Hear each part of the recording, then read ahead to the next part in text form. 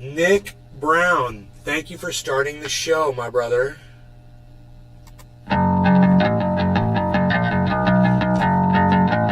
Prepare yourself. Hey, there go the notifications. What's up, everybody? Hello, thanks for jumping in there today. Good to see all of you. Kevin Vaught, hello. Nick, Michael Haskey, Cat Guy, forgot who you are. Cashing your chips, you sniveling, whining, self-loathing hypocrite. Blame it on Rio or the woman in red. Don't fool yourself, it's all in your head. You're the mascot of the next century. Look in the mirror, it's called insecurity. I bleed for you, my eyes burn. My point is no, cause you'll never learn. You'll never learn. I bleed for you. Hey, man. You'll never learn. I bleed for you. You'll never learn. I bleed. I bleed.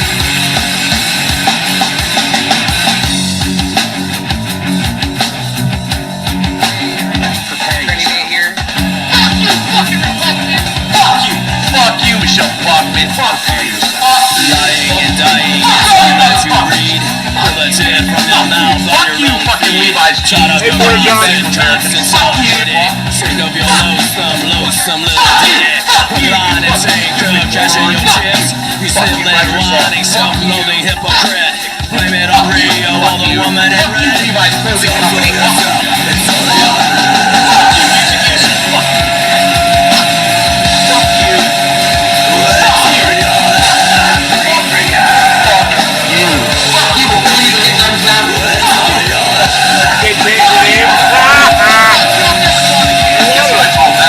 It starts with an F. I love it that you pick some stupid random name and you're stuck with it. Oh, shit. It's fucking perfect for you, bro. Fuck you. Fuck you. Fuck you. Fuck you. Fuck you. Fuck you. Fuck you. Fuck you. Fuck you all motherfuckers. Fuck you. Fuck you. Fuck you, shit. Fuck you. Fuck you. Fuck you all. Fuck you, motherfuckers. Fuck you, Hollywood. Sucks to be you, I guess. It sucks to be dumb, man. Sucks to be a troll. Yo, Laurie, not again. Hello, Chinese. Dating bringing live from Northern California, from Orlando, Florida. I'm a Chinese guy down in all things Chinese. You'll find me and you and hashtag Chinese on all social media, especially on Rumble. But if you're like Cat Guy, make sure you come up with the name that you want, and don't be a troll and try to be some Anano fuck on Rumble. Be yourself. Use the same name. Don't you fuck yourself. Why are you hiding? It's all in your head. Whatever, dude. Okay, Cat Guy.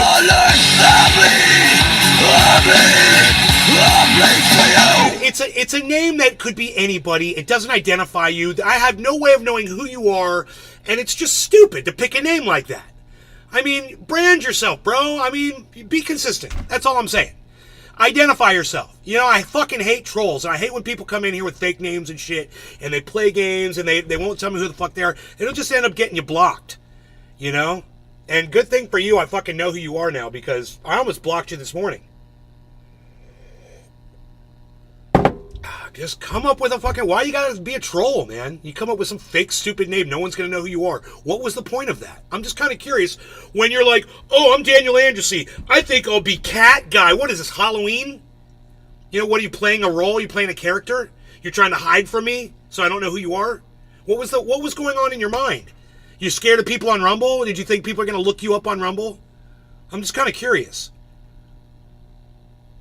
You've told me many times, well, you know what, Daniel? It's not my fucking job to remember your fucking name, bro. It's your job to identify yourself so people know who you are. When you pick a name like that, well, I accept your apology, but at the same time, man, you know, don't be a troll, man. Don't be anonymous on the fucking internet. I hate that shit.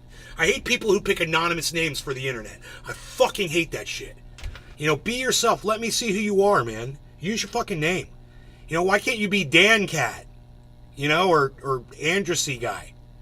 Or something, you know? Use the same fucking name. There's a lot of you, man. I'm not going to be able to keep you straight when you've come up with some fake troll name like that, which is exactly what that is. I don't care what your excuse is that you've liked cats. You didn't even use a letter C, bro. Don't give me that bullshit. That's some fucking random bullshit you came up with.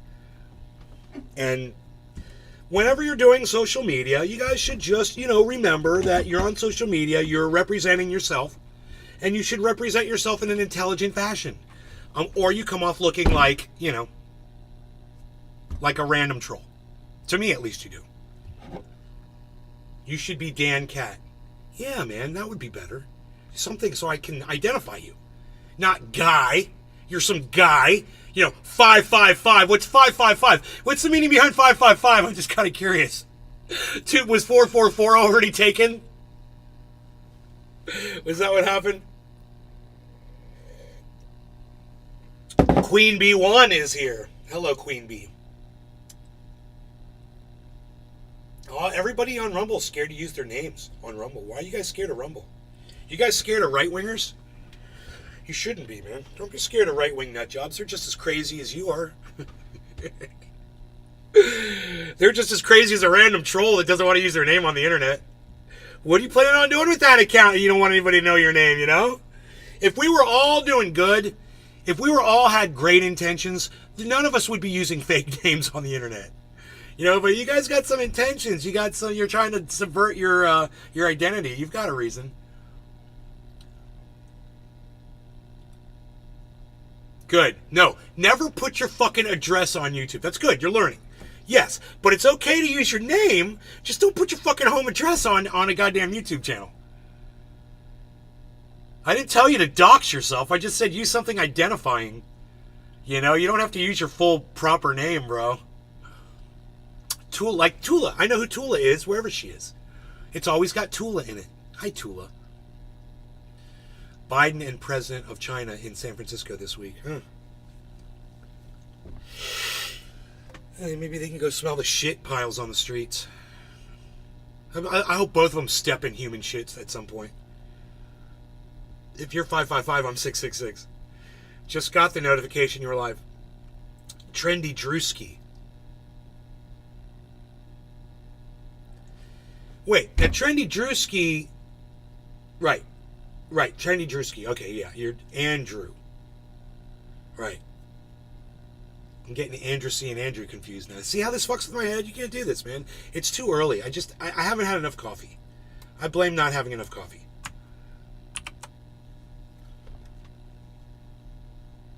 Or do I want to be here? Maybe. Or maybe I want to be here and take my Hall of Fame over here. Yeah, I like it like that. There we go. Really? You know what?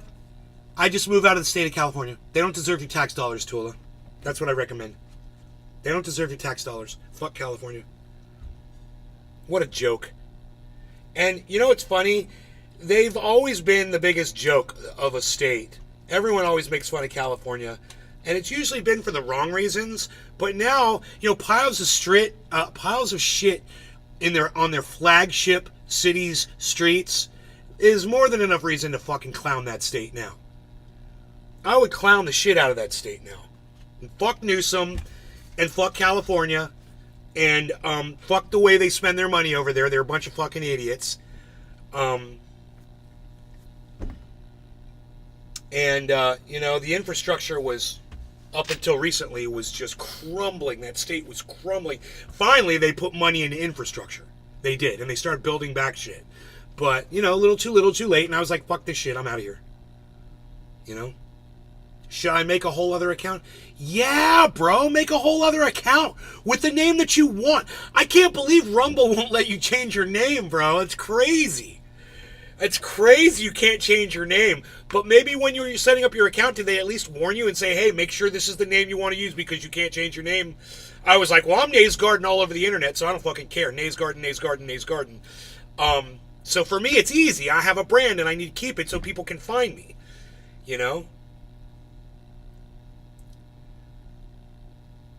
Shows they don't help people. The homelessness is disgusting.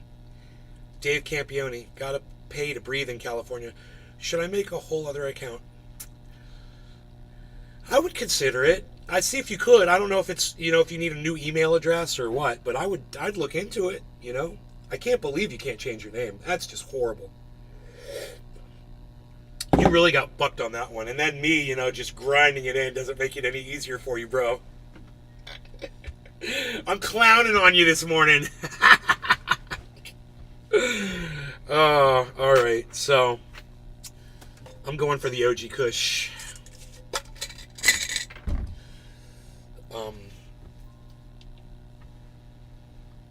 Oh, shit.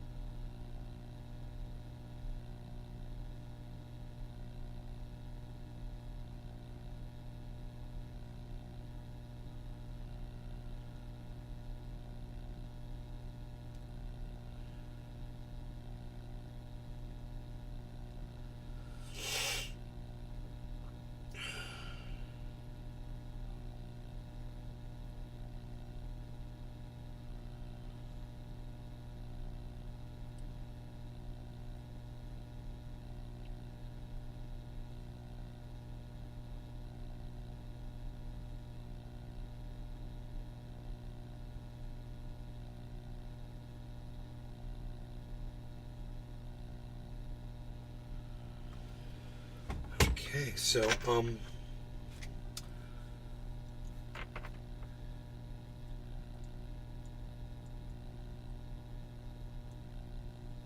Steve Running, your girl, nice.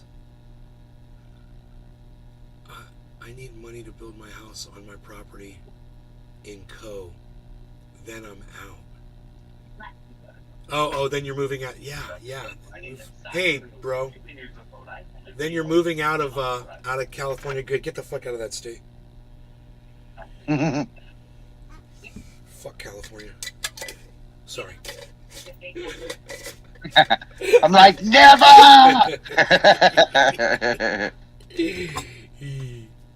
If you are a grower, man, it's the place to be. It really is. Really is.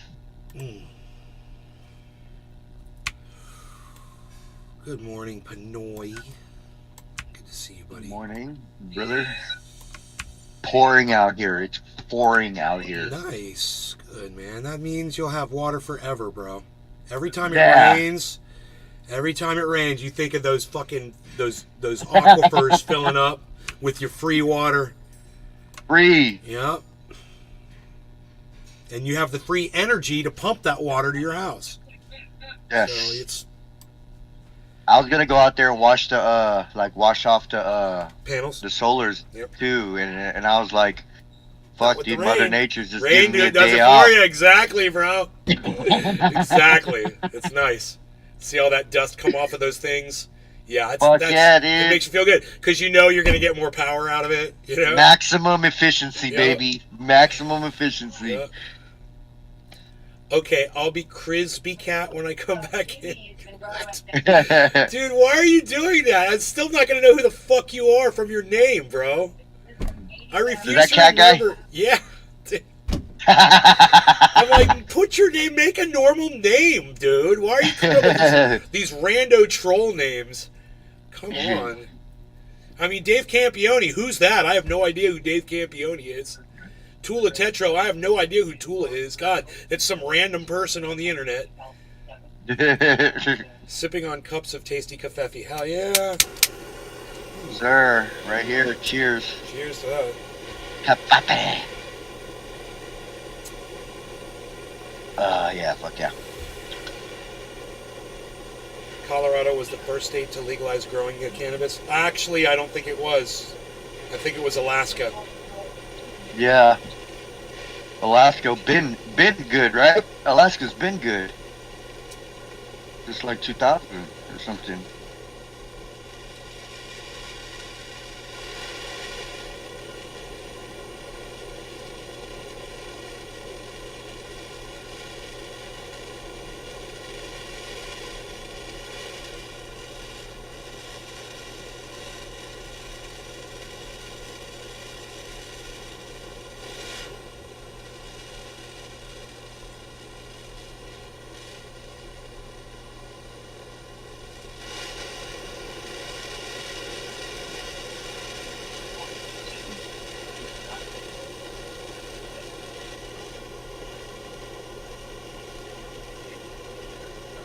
Random cat man. I tried, says Michael Haskey. I don't know what that means.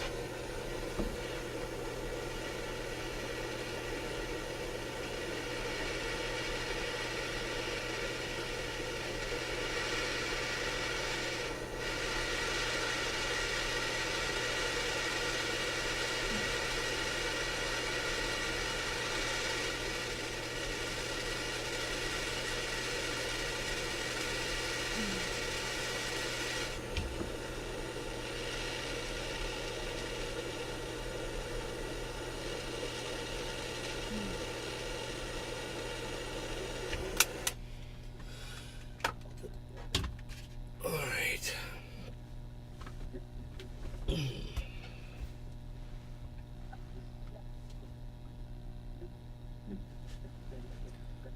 $18.30.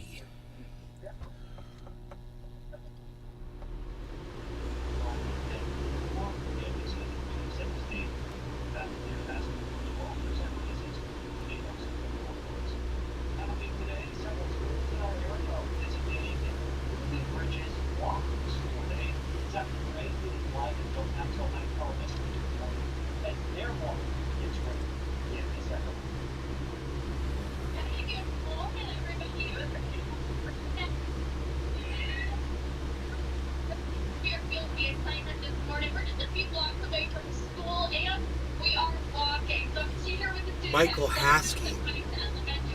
How did you do that?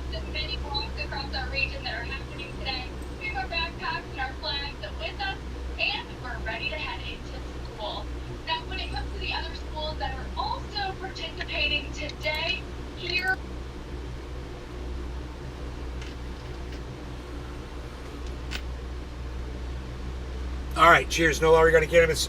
Cheers, Hanoi. Cheers, everybody. Nick, Tula, Michael Haskey, Dave Campioni.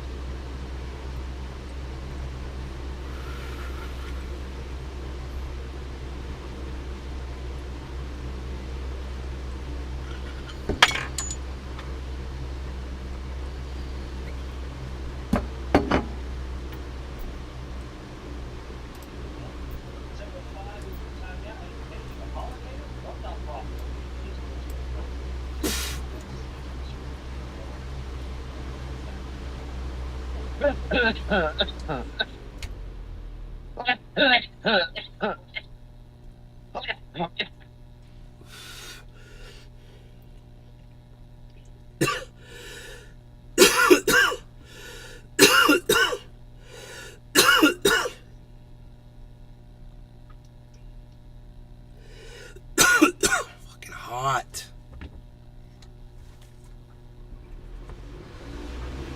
Hot.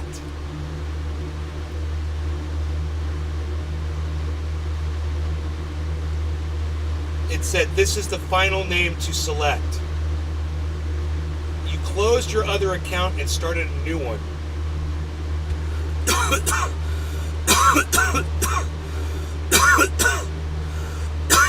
Oh yeah, I'm sweating.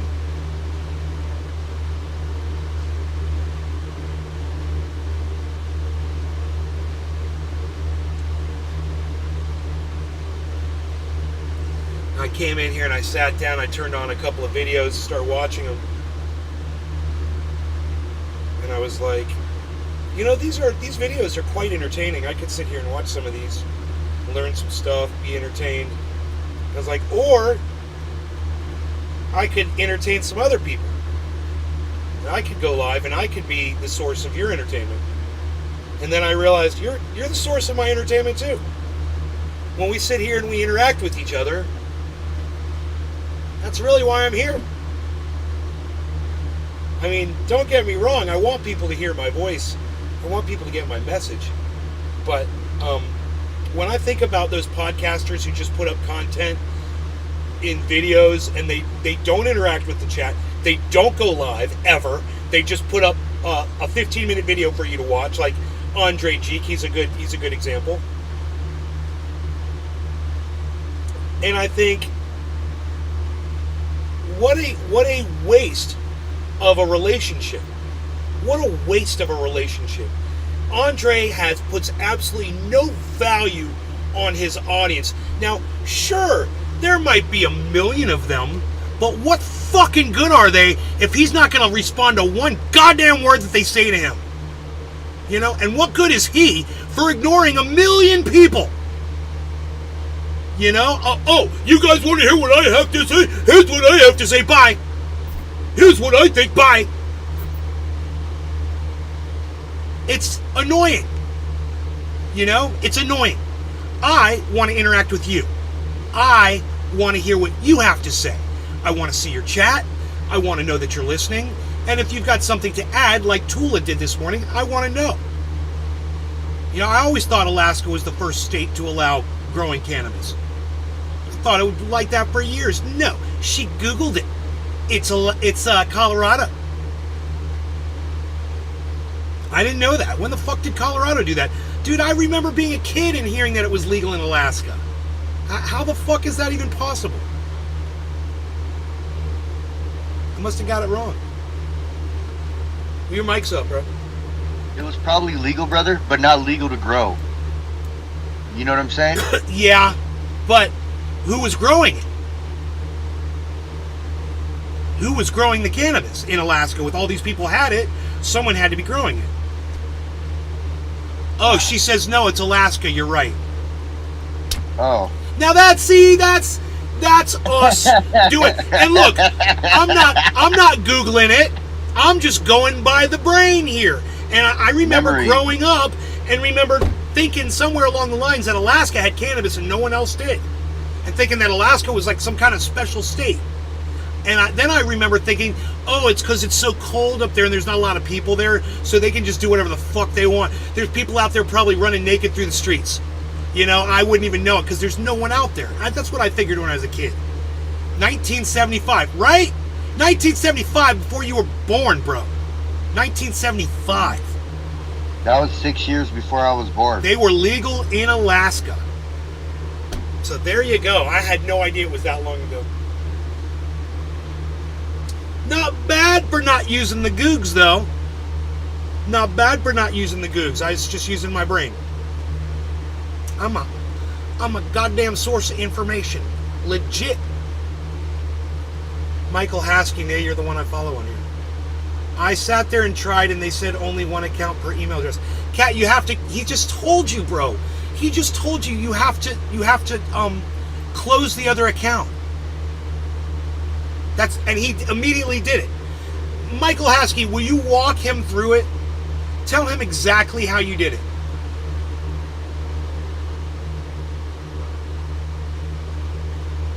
What kind of account is it? Rumble. Oh, okay. He's trying to change his name. Because I, for some reason, can't remember that cat guy is him. I'm pretty sure you have to change your name. I mean, you have to delete your account. Create a new account, yeah, right? Totally delete your account. You have to delete your account. That's what Michael Haskey just said. He put it a certain way, though. He said, how's that? I closed the other account and started a new one. And when I put my name in, it said, this is the final name to select. So it literally told him that. It told Cat Guy that when he's writing Cat Guy, if he had read what the screen said, and said, "You're going to be Cat Guy 555 forever on Rumble. You're going to be like this anonymous random troll with a stupid number at the end of your name." Or you could be you. You could be an individual. You could be different from everybody else. I mean, the fact that he had to put 555 makes me think that there were other cat guys on there. It's like, come on, dude. What are you guys, a squad? A squad of cat guys? Squad. The Cat Squad. Cat Guy 111. Cat Guy 222. Cat Guy 333. The Cat Squad. Meow. Pinoy. Cat Guy 444. What was Cybers? Cybers was the good one. Yeah. He did that. Oh. He did like the gold Power Ranger move.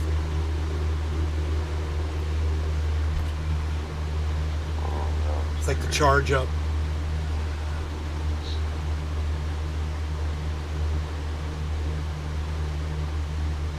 You look like a Brad. No, I'll never remember your name with that. No, I'm not going to remember your name, Porta Johns. I'm sorry. It's not my fault. It's just it doesn't work for me. These random names that you guys use, I can't just immediately associate it with you. You know? It doesn't work like that. Oh, look, there's deer walking across the backyard. Oh, it's a buck, too. Look at him. 2-pointer. 4-pointer. Beautiful, man.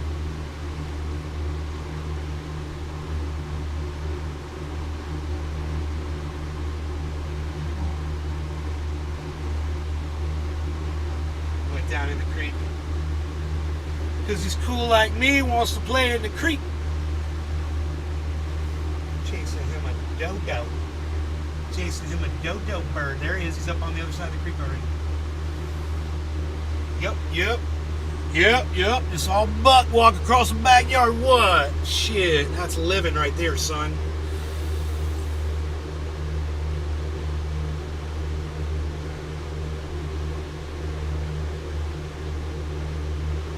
You could put a stake in property and claim old school. Do you remember my real name? Dabs for days. No. No, I have no idea who you are. I would guess and say Sadie.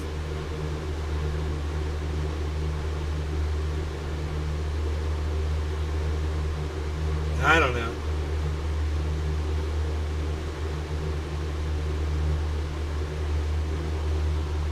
That's crazy talk about woke. No. I sat there and tried, and they said only one account. Only one account. What are your settings? Settings. Close account. You get an email. Go to it, sign out of the one you're on, and start a new one. And it says no spaces on the name. It says in green, name is what you get, and then come find Nays Garden. Nice. A freaking 4-pointer, says Drewski. Oh, shit.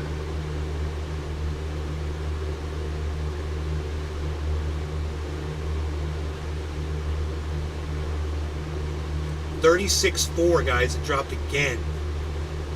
It's... I don't know what the fuck. When this 31... There's... Now I've seen 2 different shows say it's going down to 31.5.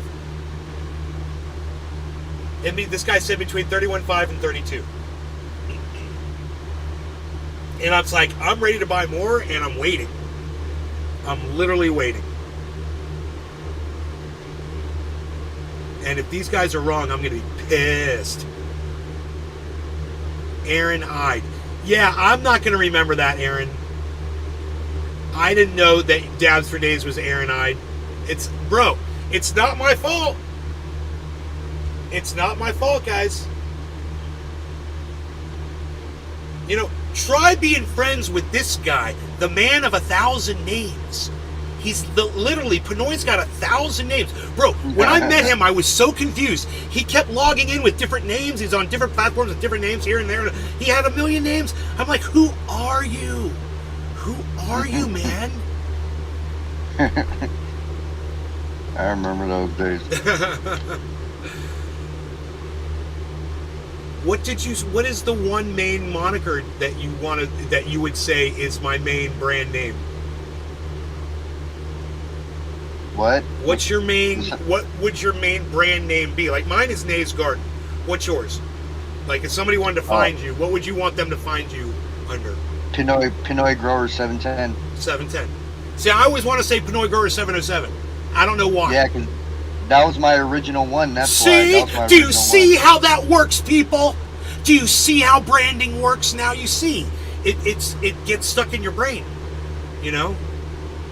Yeah, That's good. That was the good days. You're still 707. What? But yeah, yes sir. There's no way I'd be able to keep up, bro. Are you proud of me sometimes when I get people right? Like when old schoolers come in with names and shit, and I'm like, oh my god, Gold Alchemist is here. Yeah, you got a good memory, bro. Gold Alchemist was me. I'm more faces type of person. Bro, I remember hanging out with you and Gold Alchemist talking about guns in the chat. Yeah. Yeah, bro. Yep. I remember that shit. We had hella guns back then, too. That was so long ago. How many years ago was that conversation we were at? That was like I was 10 years, maybe. It was more than 10 years ago. It's like, I want to say it was more than 10 years ago. Yeah, I was Maybe in it North wasn't. Carolina, and you had just got to California, bro. So, dude, And we then we're left talking the same 13, time. 14 years ago, right? It's 2023. It's almost 2024. Yeah. So, dude, I moved in I left 2013. I moved there in 2010. I moved to California in 2010. Oh yeah, so it's way longer than that for sure. Makes it easy. Broke my neck in 2000. Moved to California in 2010. Moved back to Florida 2021. The end of 2021 or the beginning of 2022? I don't know. I don't know when I got back here. So it's been more than a year and a half. God, man. I can't believe I've been here for over a year and a half. Yeah, it's almost 2 years because when you first got there, I was still living in Florida too. Yeah, it'll be in 2 my years. in my apartment with my mom. It'll I mean, be at my 2 mom's years. apartments. It'll be 2 years in, I want to say March next year.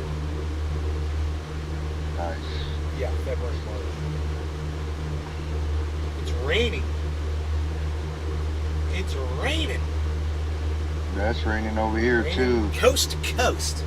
You get the Come weather on. report here, folks. It's raining. Yeah. Hi, everybody. That's right. We've got reporting in from California, rain. Reporting in from Orlando, Florida, rain. It's raining everywhere. Here, let me show you my boobies like the weather girl does on TV. March of 2021. March of 2021.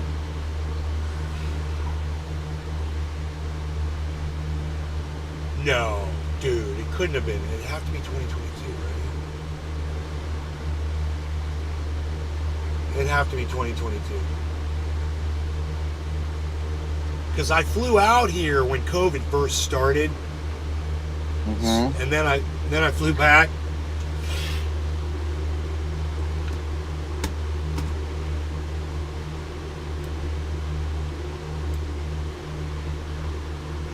He's like, it's raining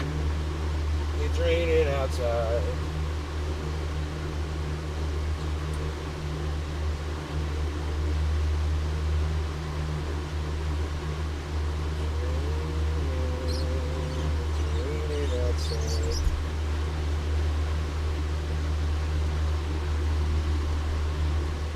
It's raining outside. Hey, look at that, it's raining.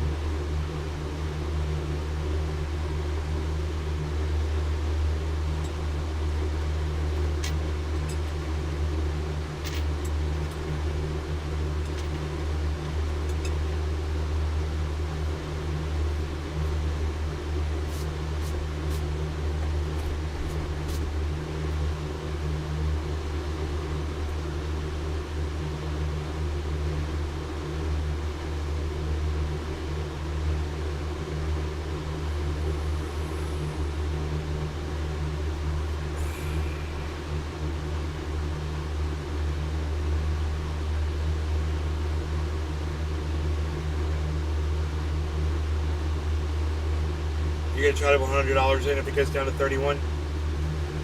I'd say, even if it goes down to 34, and somebody wants to buy in, they're gonna be doing really good. We're gonna watch it, man. If it drops. I have no problem purchasing plenty of it at any point. Any point. Now, when it's down, when it's up from here, I don't care. My money is doing way better sitting in there right now. He's all like, let me tell you. The thing is, when I pull my money out of the bank, it's not a realized profit. It's just storage. When I pull money out of crypto, I have to pay taxes on it. Right? Because it's an investment. I feel like you have more control with your crypto though, because like the crypto is not going to use your money. You know how the banks use your money and loan your money out and shit like that, and then when you go and like say you put in a 500,000 one day, 2 days later you couldn't go in there and pull all that out. You'd have to wait and all this other bullshit. You know what I'm saying? Shit, I tried pulling. I remember when I was in what was it? My first house in Sacramento. I was doing pretty good on work where I was working. I deposited like $10,000 into my account, and I couldn't even pull $7,500 out the next day. Oh, That's weird. when I first got my fucking bank account, bro. And I almost shut my bank account down over that shit. It's weird. They're like, oh, you have to wait a day or so. Oh, for it to go in, yeah, for it to hit the bank. Yeah, Yeah. I was just like, Yep. what? Yep. Because they're using your money. Yes. Yeah. The Federal Reserve is holding on to it. hell nah. I was like, isn't this a bank? You guys are supposed to have this on hand. Federal Reserve slowed Like, it way down to like 5 days, and now Bro. they've lifted that, so now it's almost instant. When you put money in a bank now, it goes almost instantly in. It's amazing. Yeah. So they're having to be more competitive because of crypto. And I noticed that because now you can take a check and you could do it over your phone. You could deposit it with your phone. Take a picture of both front and back, and then boom, the money's in your account. exactly instantly. It's I crazy. think that crypto needs to be treated just like a bank, and that I should not have to pay fucking taxes on my crypto earnings. It's bullshit. It's, hey man, why is storing it in a bank, I'm not getting taxed on that, but storing it in crypto when I want to pull it out, I have to pay taxes on that. That's Why is it the crazy, exact dude. same thing? It's bullshit. I feel like that's not now we're not in a free country, you know what I'm saying? Now there's like they make their own rules as they go along, bro. I don't like that shit. That shit sucks.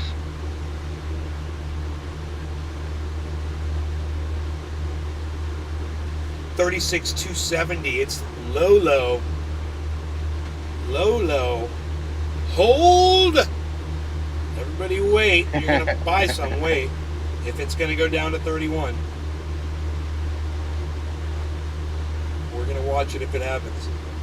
Everything's going down too. The Harmony, everything's losing value right now, which is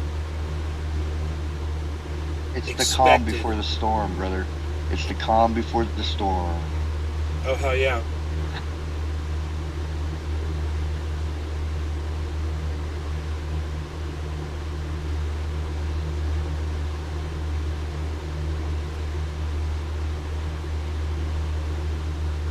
Virtual banks are changing the way mainstream banks operate. I just took on a new bank because they're offering a lot more in APY for storing my money there, and they were offering a deal for moving my money there, and I wanted to tell my other bank to fuck off,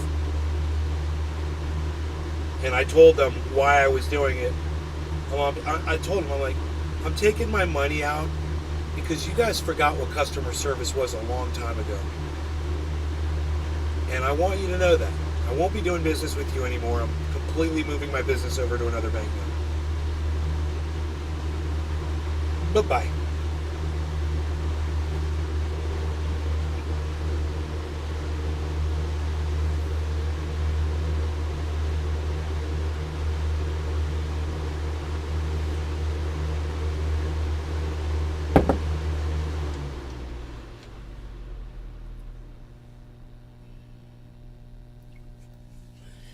Billy Bong, you're having your paychecks deposited onto Coinbase in USDC.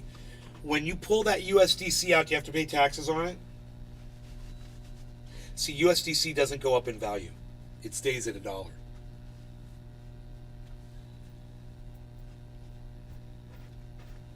$4.20 Bong Man, because it's crypto. And you're not getting any earnings off of USDC. So they don't tax you on that, do they? I wouldn't think they would, but it is crypto.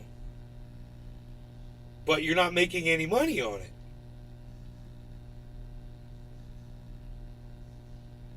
Investment money's taxed at half the rate. We're going to have to learn more about this. You're getting 5% APY on your USDC.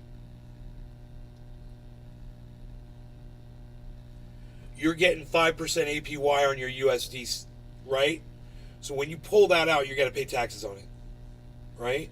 Out of the money you make. Yeah. There's no such thing as free money, that's for sure, man. IRS makes sure of that.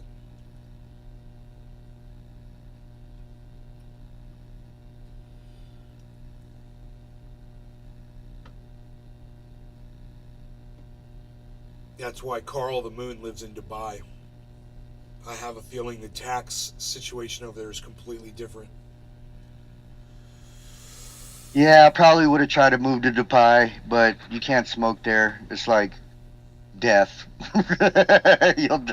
They'll get your ass, dude. I'm cool with that shit. You see what happened to that damn basketball player? I ain't trying to end up like that fucking basketball player. Hell nah.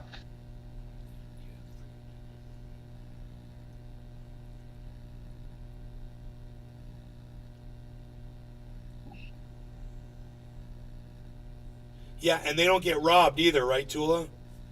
There's no bank tellers to get robbed in a bank that's electronic. Yeah, if it was all like, just like, what is that? That would be like all AI then, right?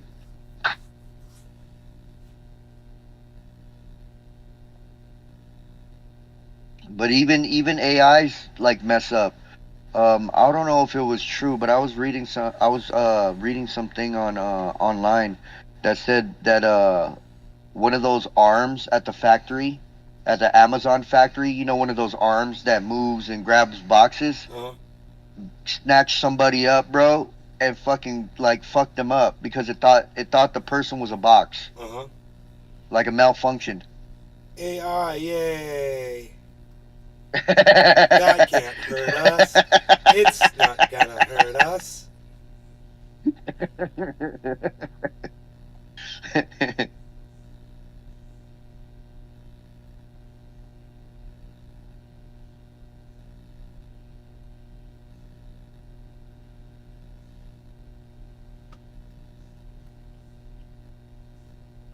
You get deals, yeah.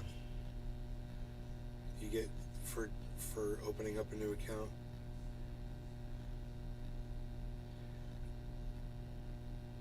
No penalty for bounce check. No bounce check fee and shit. That's good. They need to be more competitive because these other banks, you know, they're just shooting themselves in the foot if they're not going to keep up. Stuffed them in a box and taped it up.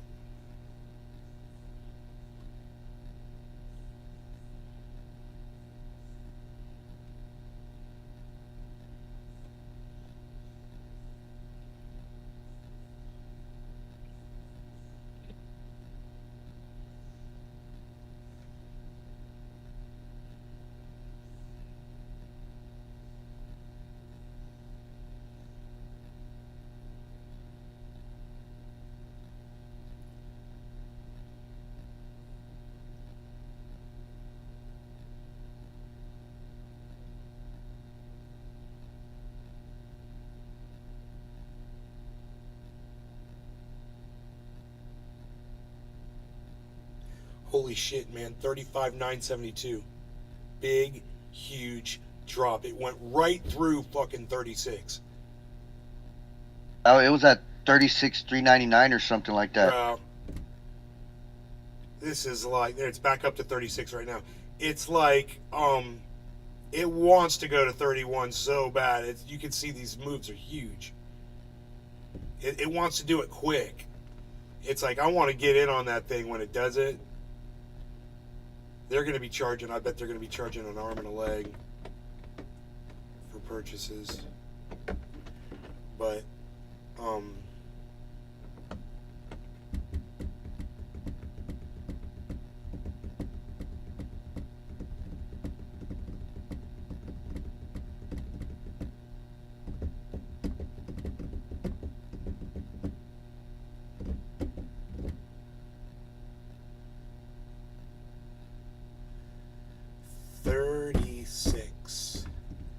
so I would think they'd be charging me 36.2 right now. Right? We'll see. We'll see if they've changed the rates at all.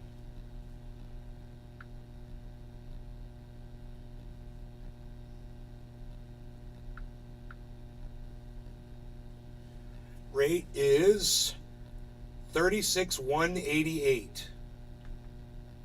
I was $22 off. My guess.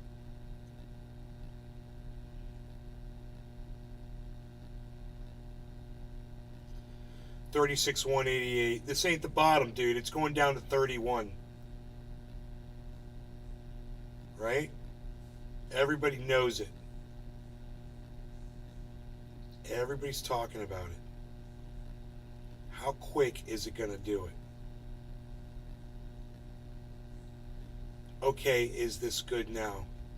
Crisby Cat 407. Yeah. Yeah, I think that's better. You're Daniel Andrusy. I don't know if I'm going to remember that, but it's a way better name than fucking Cat Guy 555, dude.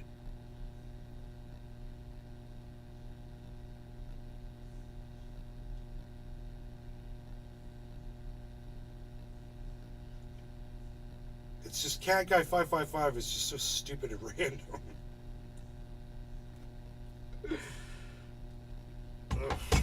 I think I can remember you now.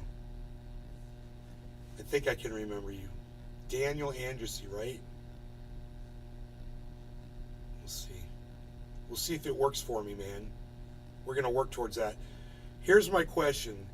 Are we dropping more? Are we going to go down to 31? Let's just pretend I bought some. Boom, right now. Okay? We're going to pretend I bought some and watch the... Now, okay, I bought it. Watch, it's going to drop now. Because I'm pretending that I bought it. Hey, Bitcoin, I just bought a bunch of you. Watch, it's going to drop now. Watch. Go on. Go back down to 35, you fucking bitch. Look, it's going up, dude. Don't do this to me. Don't even play with my... What are you doing? Right. Dude, did a whole bunch of people. Okay, 3682. Let's settle down. Down, down, down. Is that building slowly? Gears at bottom, 73. Let's keep going down, baby. Come on. I just bought some. I didn't buy any. Acting like I did. I just bought some, Bitcoin. Come on, your value's going to drop now. It always does after I buy some, but it's like if I don't buy it, it's like it knows. See, but as soon as I buy some,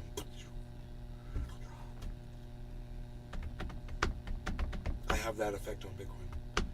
I don't know why. Freaking Oracle. If everyone was named Ken, problem solved.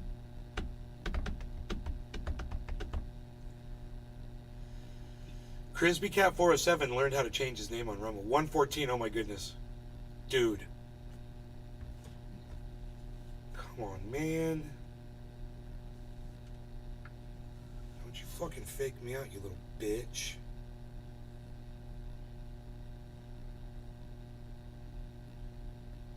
I don't fucking care. Like I said, I don't fucking care. I don't care. I'm at that point where I don't fucking care, dude. I don't even care. Look, it says it hit 36,100. It's $100 bounce up from fucking 35. It was low. It was like 35.9 something.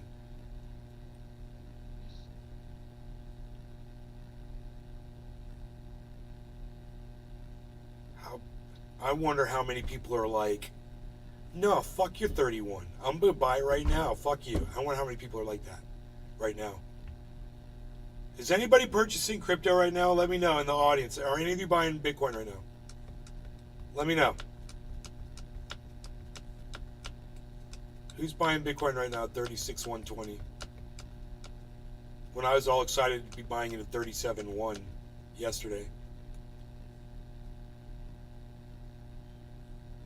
$1,000 cheaper. That looks like an opportunity to me. Anybody in the audience buying crypto at 36.1? Are you scared it's going to go down to 31? And then are you going to buy at 31? Let me know in the chat. Are you waiting for it to go down to 31?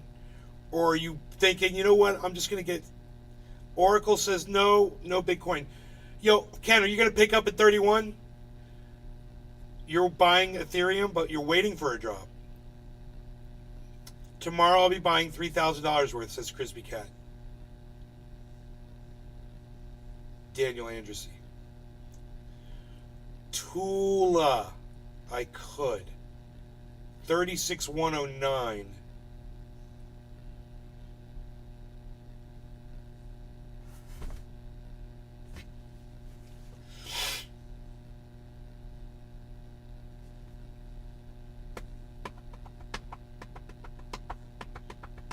I'd like to take $36,000 right now and buy a Bitcoin.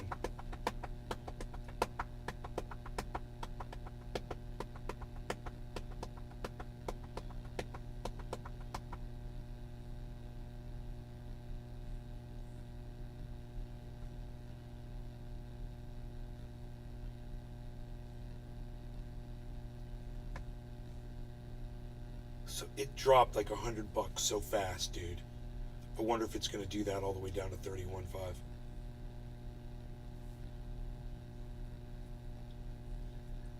Yo, freaking Oracle, if you believe that, you're not even going to just pick up a little bit right now? Are you holding some Bitcoin right now? How much you are holding Bitcoin? How much Bitcoin are you holding?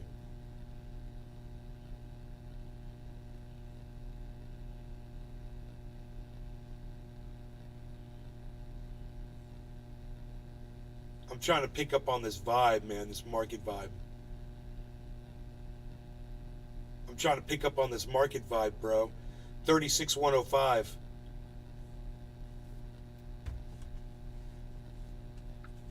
Shit.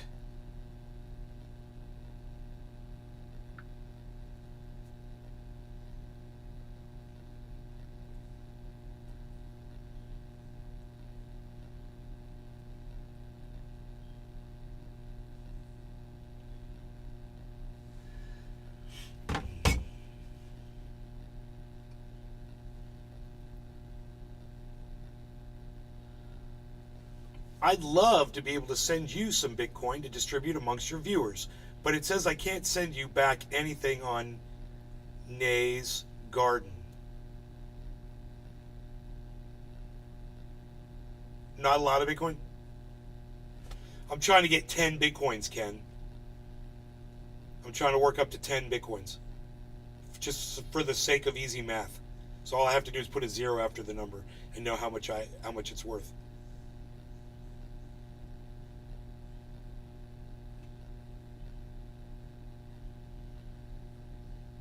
Oh, I'm up to 6.5.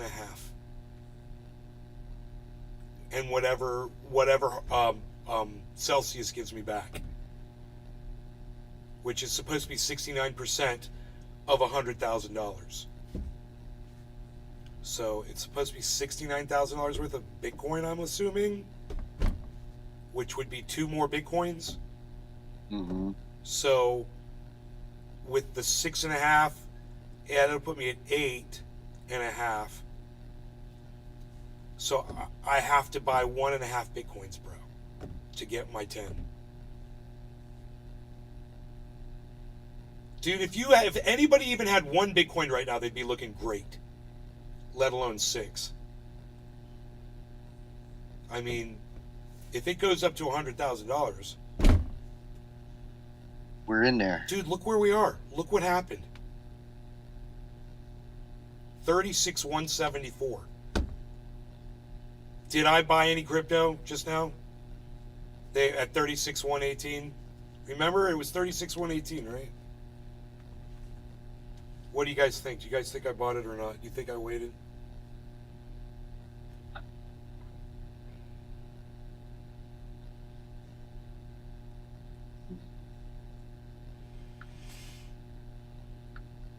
Let me know in the chat what you think I did.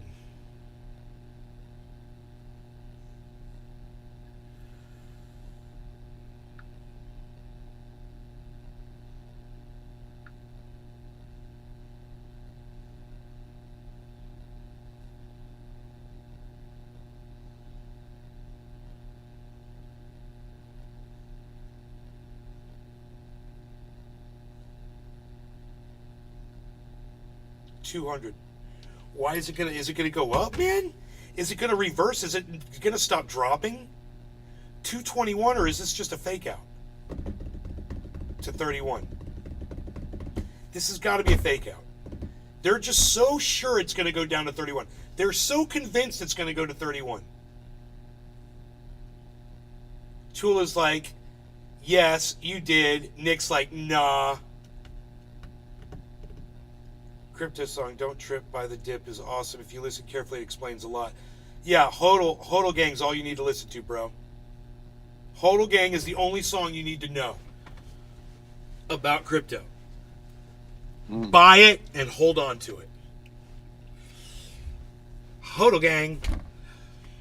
You think I'm waiting for 35? Oh, I'm waiting for 31, bro. But did I buy at 36,188 is the question. I thought it was 118, but I think it's 188. 36,188. Why would I have done that?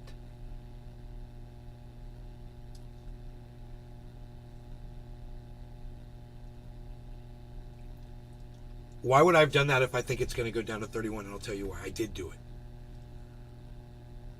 It's right where I bought it at right now. This is where I bought it at, basically. 188, 192. That's where I bought it. Because when it goes down even further, I'm going to get more.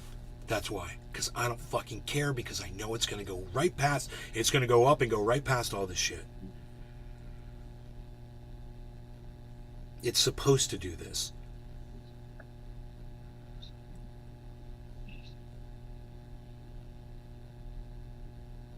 $37. My buy was at 36,188. And I'm sure it's going to go down to 31.5 or 32. And I don't fucking care. I'll buy it when it goes down. I'll buy it as it keeps going up. My money makes way more money sitting in there than sitting in a bank.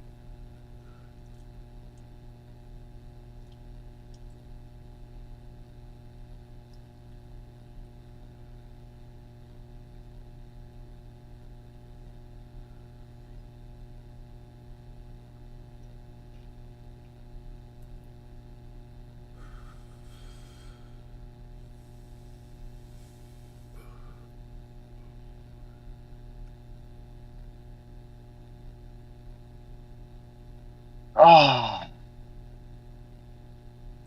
what was I doing?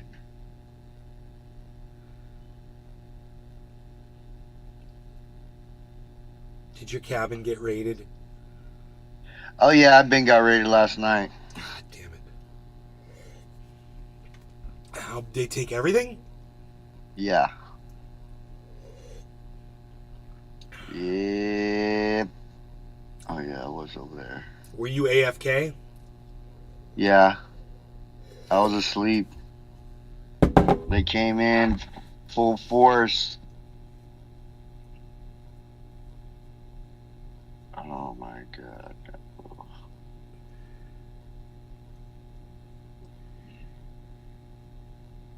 Pellegrino's dead. Yep. Let's see if I can get my stuff.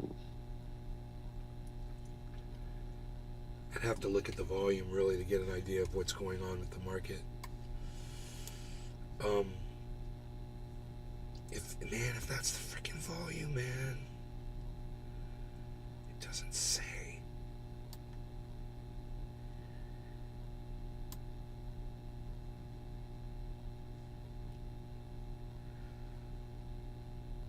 I think it is though. Oh, volume. Oh, it is the volume. Oh, I see it now.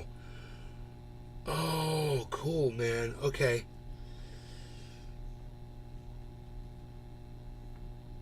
Oh my God.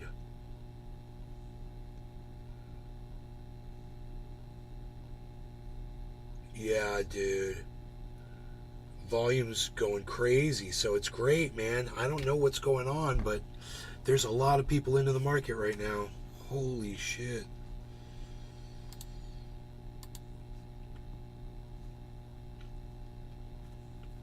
This could be a giant fucking buy-in right now by people. It's dropping. It's straight dead dropping right now.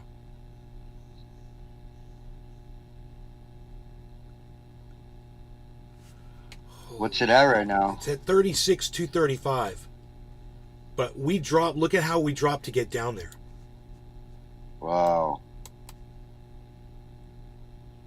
So people are going to see that and they're going to react to it.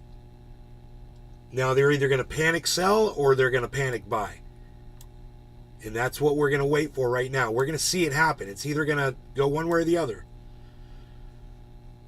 If they sell off, if they're like, oh my God, it is going to go down to 31, sell everything right now and reacquire at 31, because a lot of people are trading, then it'll force the value straight down as soon as they start selling off. But what's crazy is, I guess they're selling to the exchanges. I guess the exchanges are making those purchases. That's why there doesn't have to be a buyer on the other end. The exchange will take the purchase and then move it on when there's a demand for it.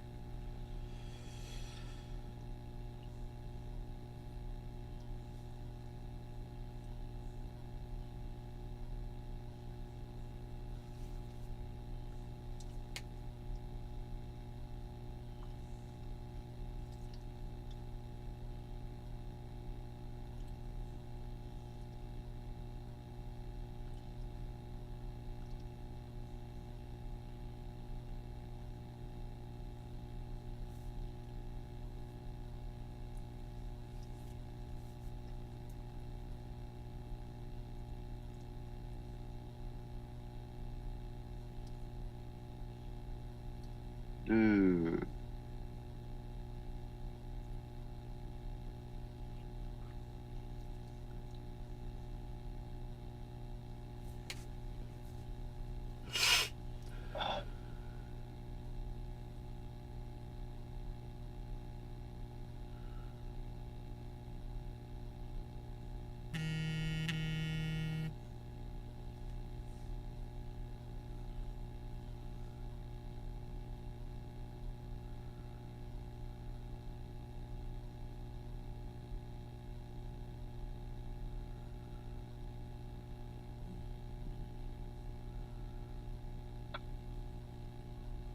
Lordy Nordy, good morning. How's it going? Check mark incoming. What does that mean, check mark? Oh, check mark. You mean like a hockey stick? I hope you're right, bro. We'll see, because as of right now, it's just dangling. Look at it. 36, 199, 193. 199. 211. Dude, we'll just see, man, if people how people respond to it. Bear, where are we going? Are we going to go down to 31? Are we going to 31 or are we going to reverse right now? What do you think? Because that mark on that 24 hour is strikingly visible, and it's going to cause one of two things, man. So which is it going to be? The sell-off or the buy-in? Or people are going to be like, fuck 31, dude, I'm going in now. Are people going to be like that? Or are people going to be like, no, it's going down 31. I'll wait. It's going down 31. I'll make a few extra bucks and wait. And then I'll buy in. I'm watching for it to take back 36,260. Why? What's going to happen at 36,260? You think then it goes back up? 36,260. I don't see any. What is that? I don't even see anything there. Because it hasn't been there in a while. Not in the 24 hours. 36,260. You want me to auctioneer it up to 36,260, 45, and anything go to 10, 2, 22, 225, 5, and 15 quarter to do is for bear market money. 5 and 222, trying to get up to 260, 3 and 15 quarter to do 5 and 2 14, 5 and 15 10, 10 15 2 14 67, 2 17 96, 5 and 15 quarter to 10 15 quarter to 2 14 89, 2 and 15 10 10 15 quarter to 2 15 quarter to 2 14 89, 5 and 15 2 16, 5 and 2 16 56, 5 and 15 10 10 15 quarter to 2 15 2 16 56 15 5 and a 15 2 2 and a 15 2 16, trying to get to 260, folks. 2 18 and a 15 5 and a 15 2 2 19 5 and a 15 10 10 15, gonna get to 220, 2 and a 15 quarter 2 50 quarter 2 19 2 95 5 4 54 5 15 quarter. Look at all them numbers flying by. 3 and a 15 10 10 50 quarter 2 50 quarter 5 50 quarter 2 50 quarter 2 2 19 5 10 and 15 and 2 14 20 5 and a 15 10 10 50 quarter 2 2 50 quarter 2 2 50 quarter 5 and 10 50 quarter 10 and a 205 205. That's not looking good. 2 and a 15 10 10 50 quarter 2 50 quarter 2 50 quarter 5 5 and a 15 10 10 50 quarter 2 and a 15 10 10 50 quarter 5 5 50 quarter 205 and a 5 5 206 5 5 52 236 5 and a 50 206 10 and 50 quarter 2 50 208 15 10 10 50 quarter 10 and 50 quarter 2. How do they like they do like circular breathing while they do that or something? It's like you don't hear them breathe. It's like they just keep going. Yeah. They're just going.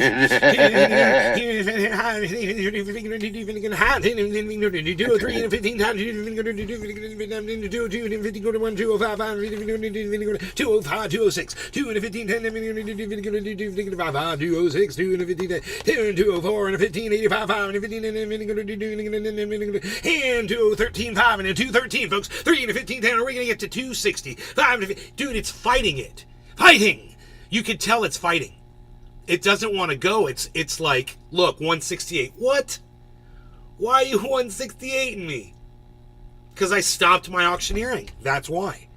It's when I stopped auctioneering, it dropped. You see that? It's me. It's me. It's me.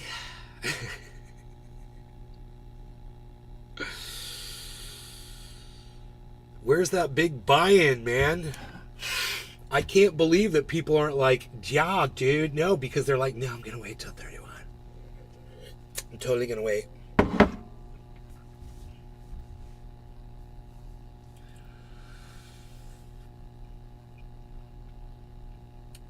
$35.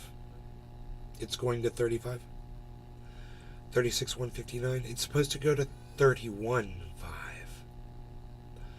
36 152. It's dropping 154. Is there a sell-off?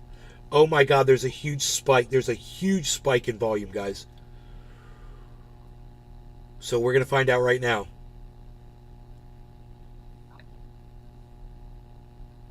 We're going to find out right now.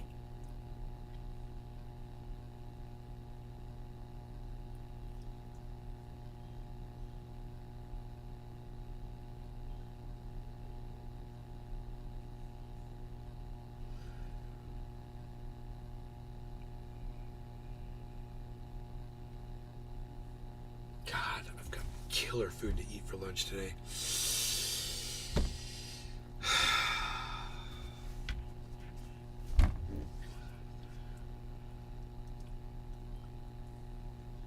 It's 11 o'clock.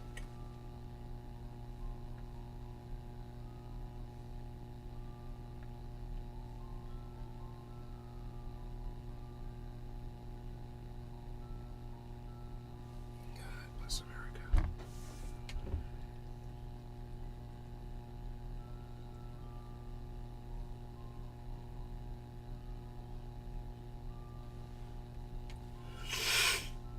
Let's see what human nature does on this. I mean, because visually, you're looking at this drop and you're thinking, oh, this is the perfect time to buy. I want to get the bottom. You know, how many people are thinking that? I mean, everybody knows it's going to 31.5. Are you kidding me? Everybody's in on it.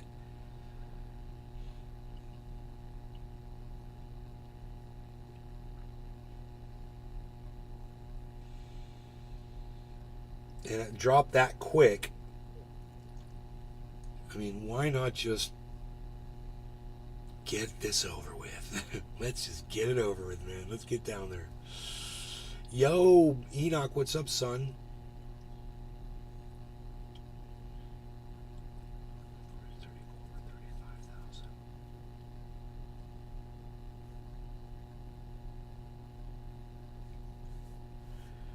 Daniel Andrews, he doesn't think we're going any lower than 34.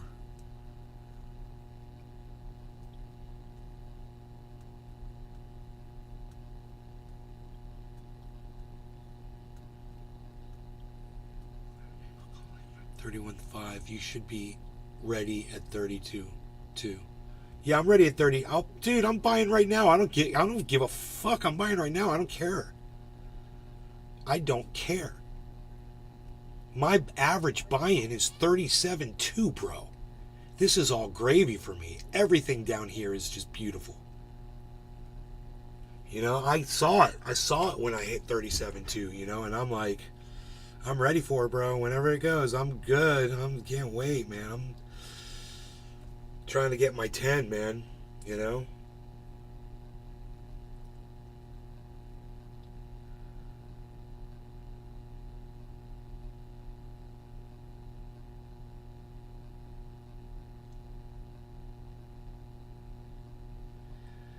$36,075. You know we got down to 35. You know we got down to 35. 9.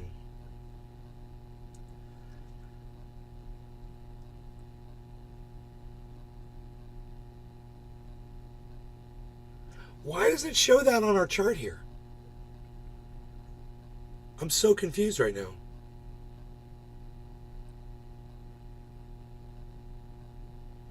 We got down to 30. Oh, it must have reversed the movement or something. I don't know. I don't see it on the chart. Maybe I'll refresh the chart page. Let me see if that changes anything. Yeah, there it is. See? See, you guys? I'm good, aren't I? I knew something was wrong with our chart. Look. See? There's that spike down. I was like, we went down lower than when we are right now. So that helps to refresh the page like that, huh? So, yeah, we got down to 35.9. Anything under 36.1? I got in at 36.188. A little bit. And then I'm going to get a lot more if it drops even more. I figure I buy some, it always drops. Right? So I bought some, not all what I wanted. Dude, I want a whole goddamn Bitcoin and a half. I want to buy a whole other Bitcoin and a half, actually.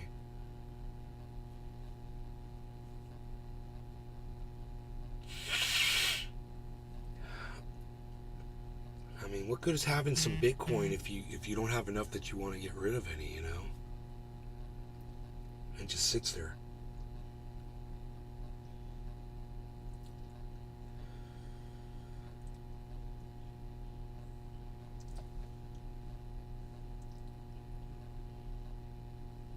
It's reversing.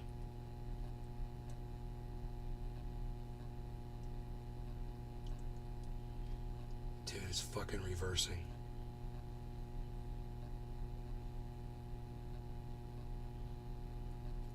You know, I don't mind because it means I bought the freaking bottom.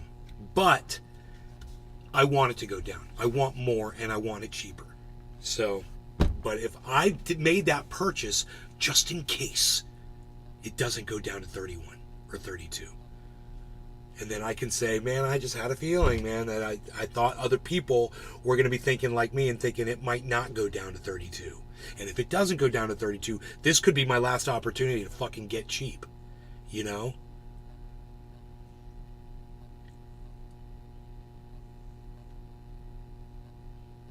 Dude, if this fucking reverses, I'll be like, whoa. But you can see the move totally. It checkmarked, man.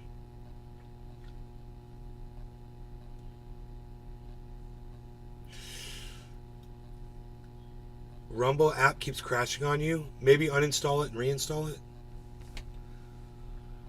Watch for 36250. Don't think too far like that. You got this when you actually pay attention. Oh,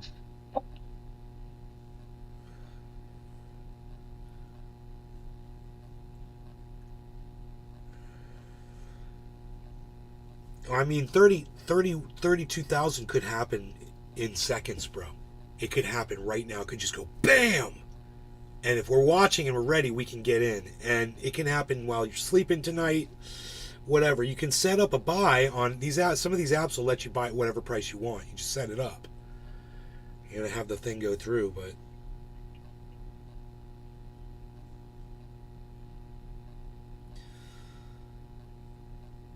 There seemed to be some really good support, man, down there. It was a big bounce. It bounced up over 36.2.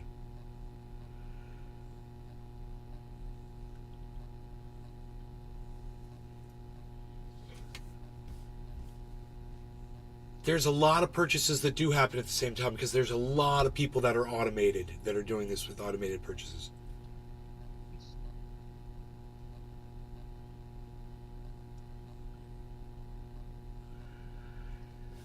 But what I'd like to know is how the exchange knows what the value is at any given moment.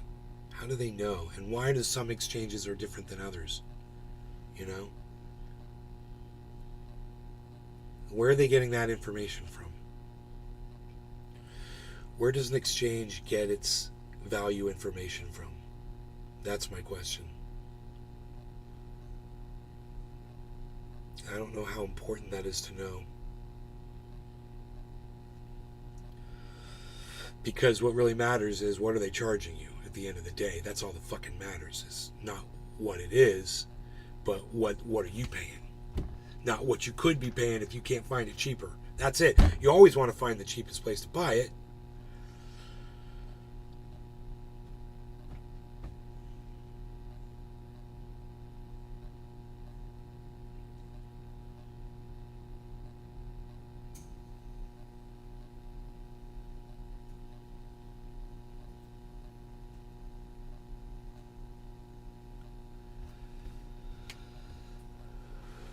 We need 50,000 people on a live stream to hit the buy button all at the same time. You feel like you're watching me through a kaleidoscope?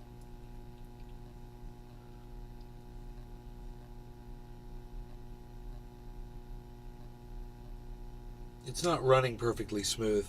It's better when it runs smoother. But because I'm monitoring crypto, I've got a couple other windows open here.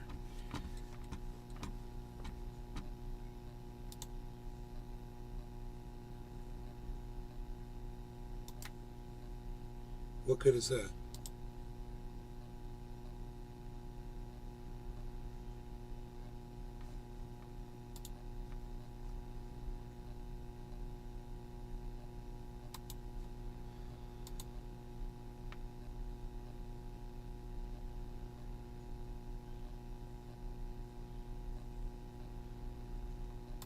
Huh.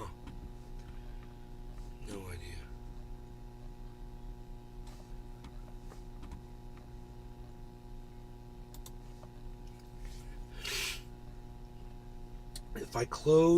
If I close another window, it'll here. Wait, let me see. Which other window can I close? I'll close this one. Too many Opera browsers open, browser windows.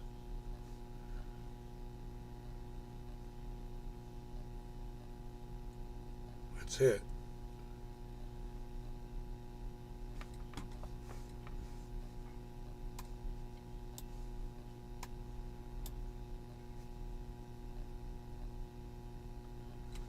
Oh, wait, let me check this too.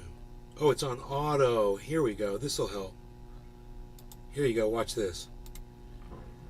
This will fix that. Well, I guess not. Makes it clearer, but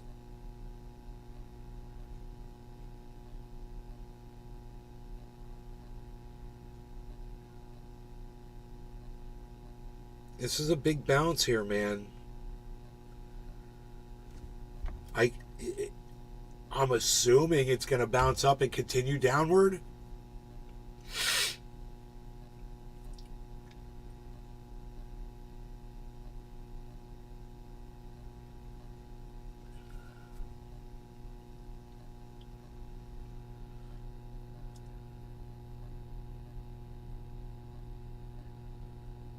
Yeah, it's messed up. I don't know. My computer needs to be rebooted or something. I don't know why it's not running video smooth. I updated my drivers, my video drivers, and after I did yesterday, everything seemed to be running better. Yesterday.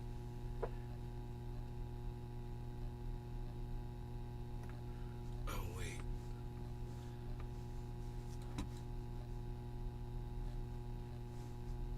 This is stupid, but let me just do that.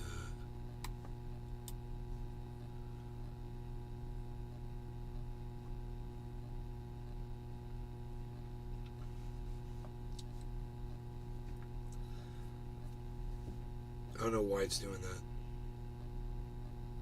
It's bullshit. When it's smooth, it's nice.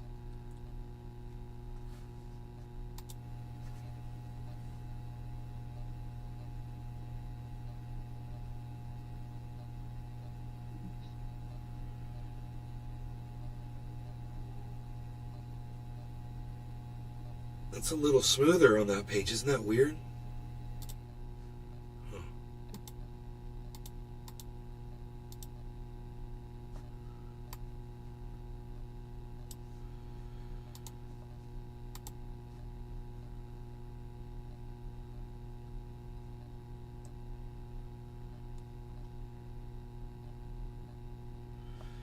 I'm trying to close as many resources as I can. I mean,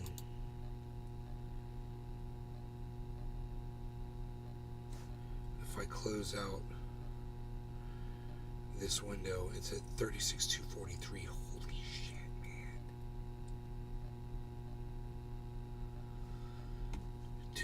I will be the seer of seers if this doesn't go down to fucking 31.5, bro. And I made that purchase when I did.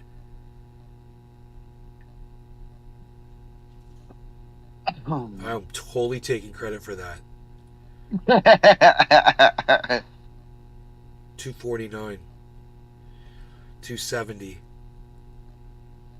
Dude, it just went from 249 to 270.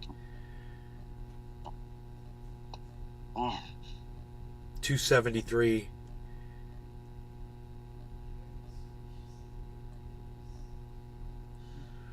$281. 289. 288. 292. Let's fucking go. Buys for people now. Yeah, AI is buying. I'm sure that was just a matter of time. 291, 292. That screen isn't good for people with epilepsy. Sorry, I can't stay.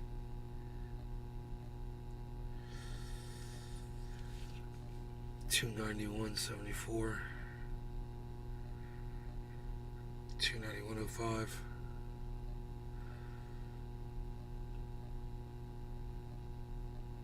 $291.59. Dude, that is some movement.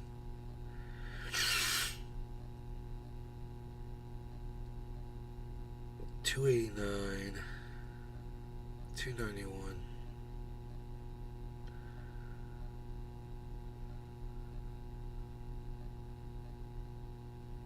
What's the low here?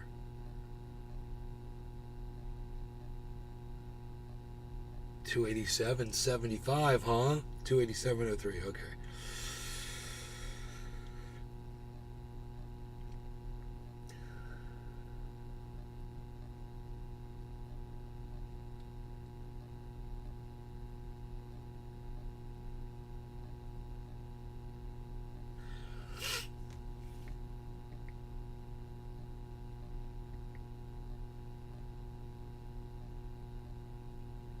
there's still well, there's looks like, yeah, there's good volume coming in.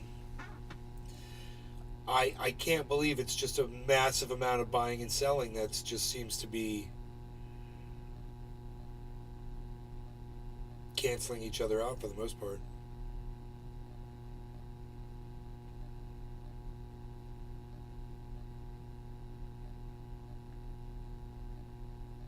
Where's the excitement, people?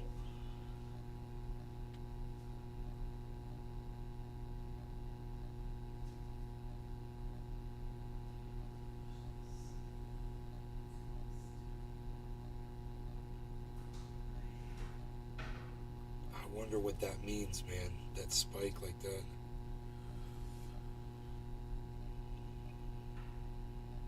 I wonder if anything's changed because of it.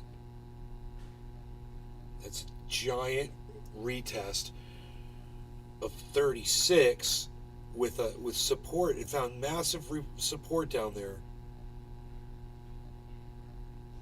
Does that mean it can't fall past that point? Because it's bouncing up so high? It's almost reaching previous support, man. Holy shit, it's there. It's fucking there. 36,240. 36,240.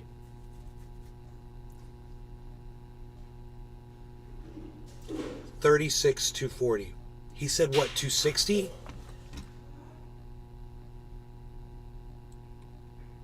Watch for 36,250, he said.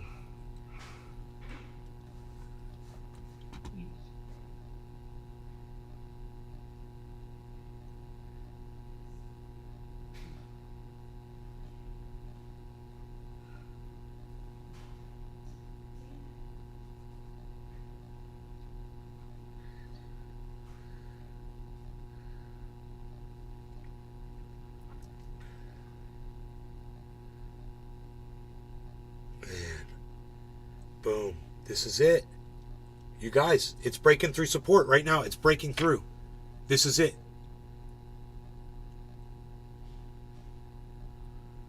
That's the 9 EMA on that daily falls into a lot of people's strategies. Dude, I can see the previous support on the 24-hour. This is in a really good place, man. Both times it shot up from here. And I wanted to get more, dude, but it's like, is it going to go down to 32 even after all this?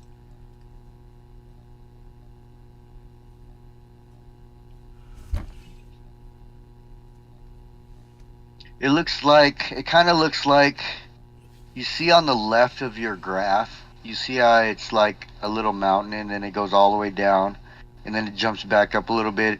It kind of looks like that again, repeated. See how it goes down and then shoots up a little bit and then goes down again. Yeah, because these are the points of support and resistance that it's imitating. It does the same thing. That's why we look back at what it did before, and it will behave on those points. It will react to those exact. So that's why this right here, where it is right here, if it gets above, if it gets to 36.3, it's gone, man. It's going to go straight up. This is a really good place for it. And it's just having a problem though, man. It's gotta power through, man.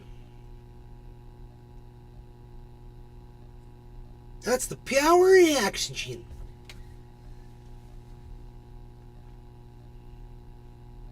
Ready for some dabby dabs, Enoch? Hell yeah, buddy.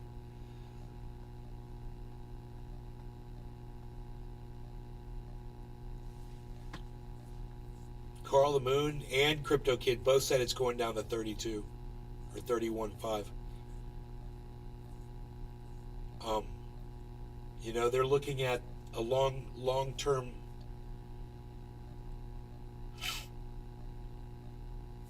longer term scale than what I look on. They're not looking on the 24-hour.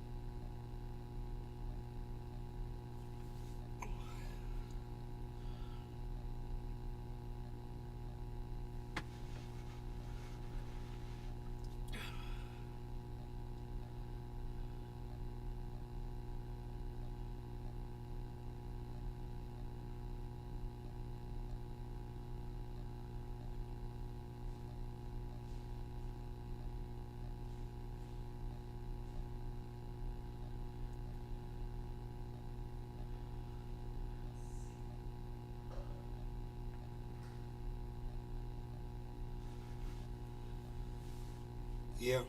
Is that what Crypto Chris said?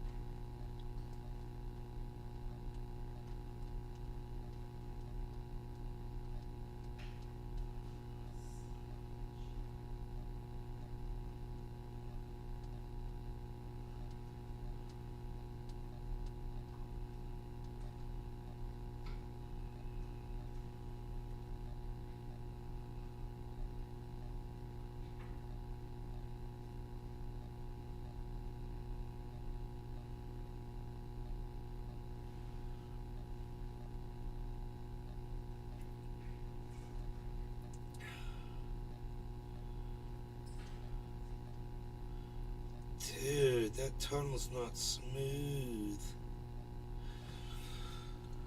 What if I refresh the page, bro?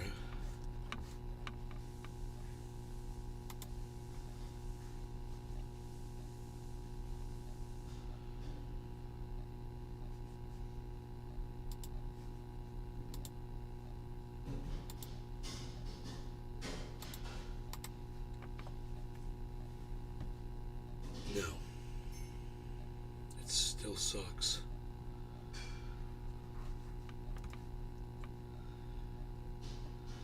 Oh, we broke through 300, guys. What did I tell you? If we broke through 300, what was going to happen? We're going to go up. It's got so much support right there. It's crazy. All it ever does at this point is go up, so...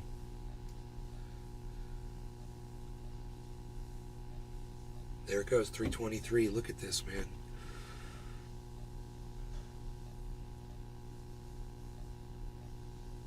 I like it when Bitcoin's predictable. And if I tried to buy it right now, they'd be getting me at 36.5. Damn. No, thank you.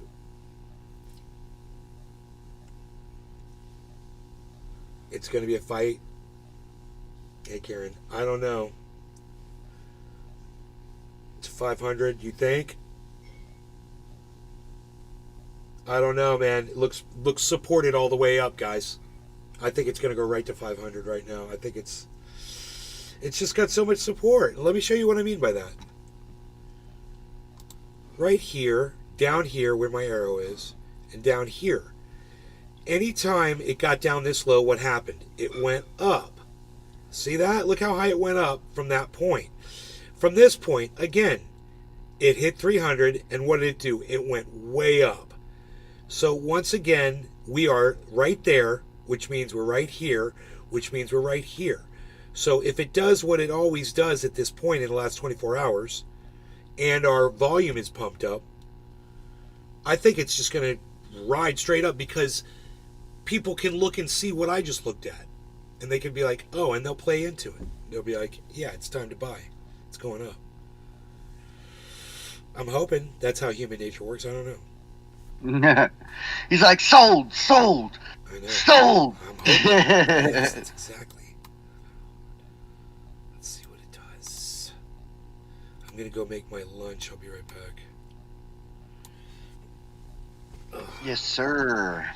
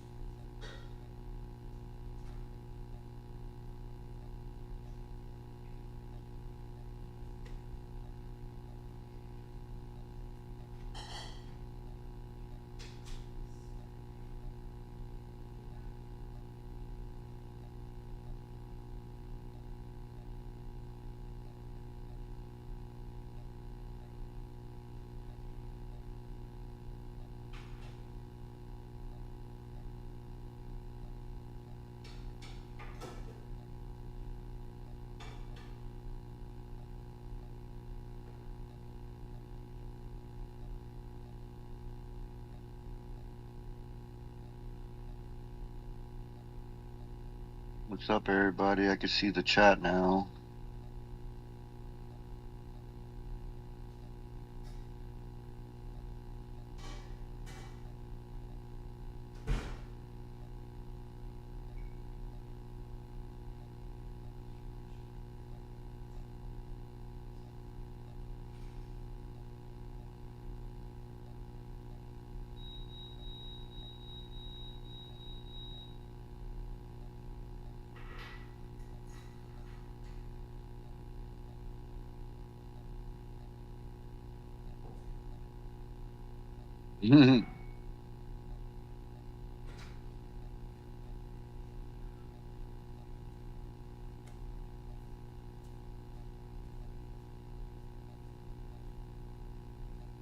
Just drinking my coffee.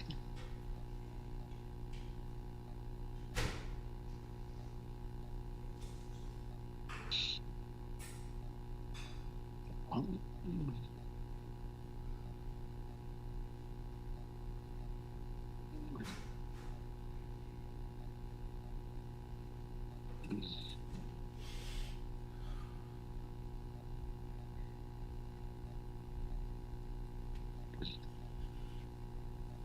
man. This is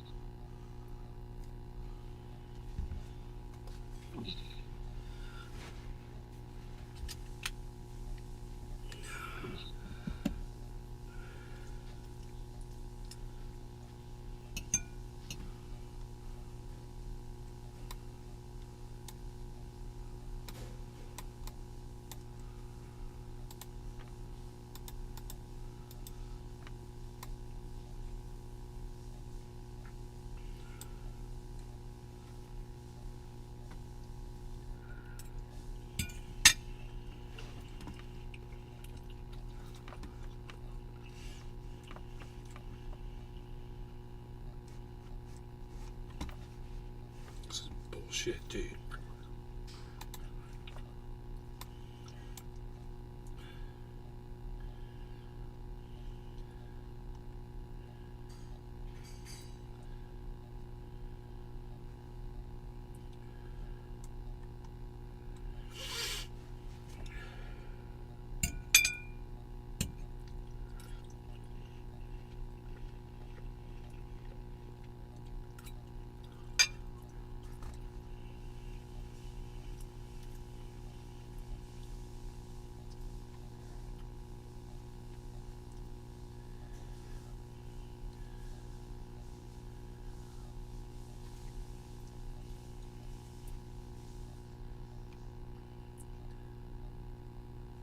Oh, I want to hear this.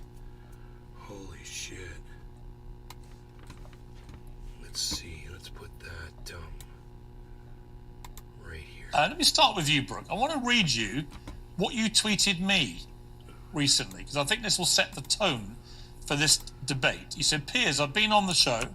I know you to be a fair journalist, but I don't understand why you're giving these Islamo-Nazis such a large platform over and over again to spread their venom. There comes a point when you have heard their message and you've done your duty. Would you likewise host every single member of the SS in Nazi Germany for the sake of debunking? I hate to say you're not doing a good job at it. Their lies and propaganda are so carefully crafted. Look at her The more you laughing put Hamas about it. apologies She's on, smiling. the more effective they become. What's so Asking funny? people to debate them, to debate how many babies were killed, whether it's by beheading or by stabbing or by burning babies alive, is tasteless and disgraces the memory of the innocent Jewish people who've been killed. At what point does your journalism become a propaganda tool for terrorism?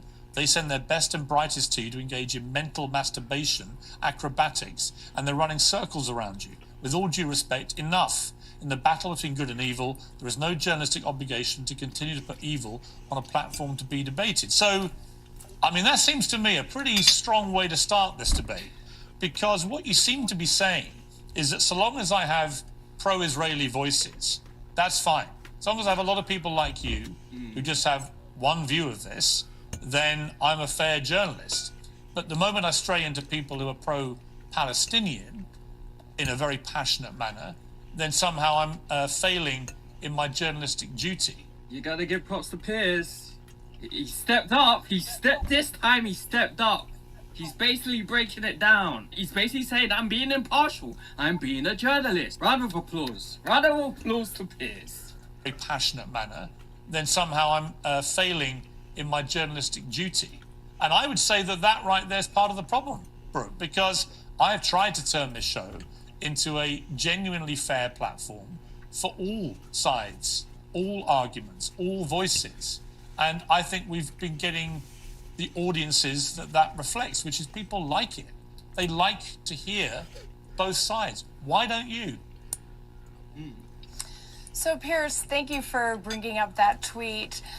First, I want to say that's not what I'm saying at all.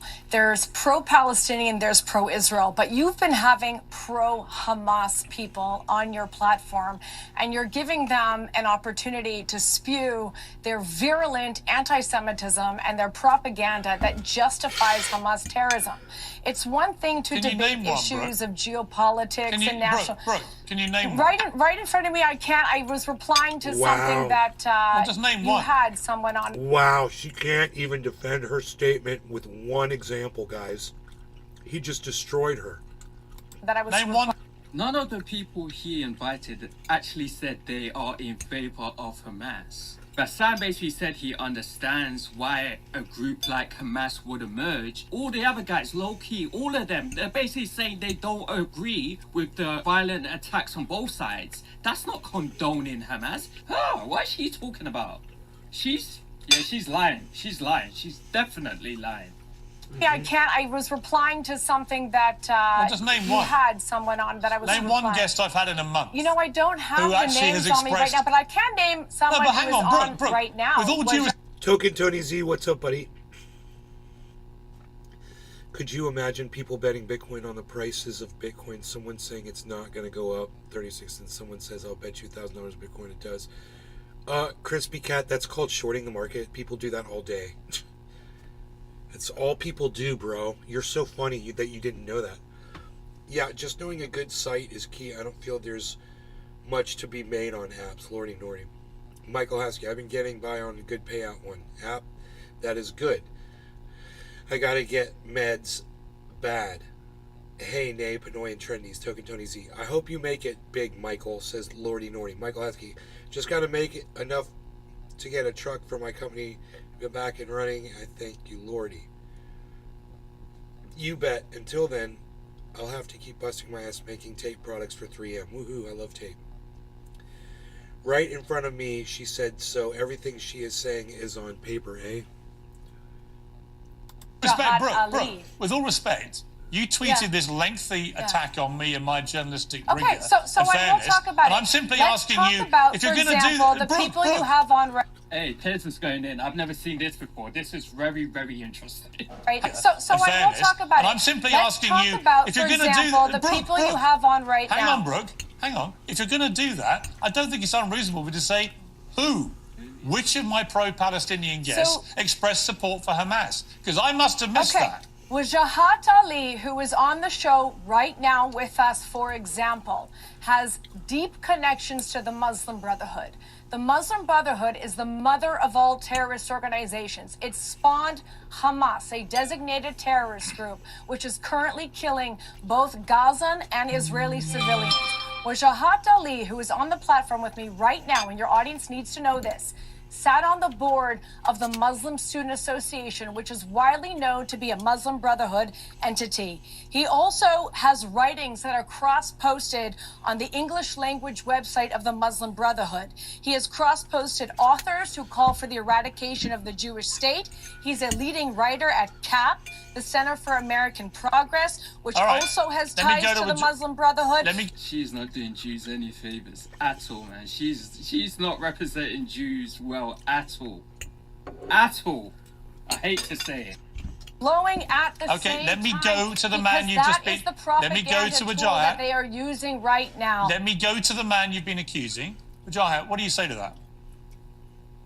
Well, first of all, excellent pronunciation of my name, Brooke. Thank you. Also, it's pretty amazing that for a human rights lawyer, you really don't seem to care much about human beings who happen to be Palestinians or Muslim or Arab. It's like a fireman who's actually Of an course arsonist. I do. But thank you. I risked my life to make a movie about Arab children. I risked my life to make a movie about Arab children and was given an award by the United Nations for my advocacy work for Palestinian children. Let him answer. So good job on doing your research. Let him answer you, please.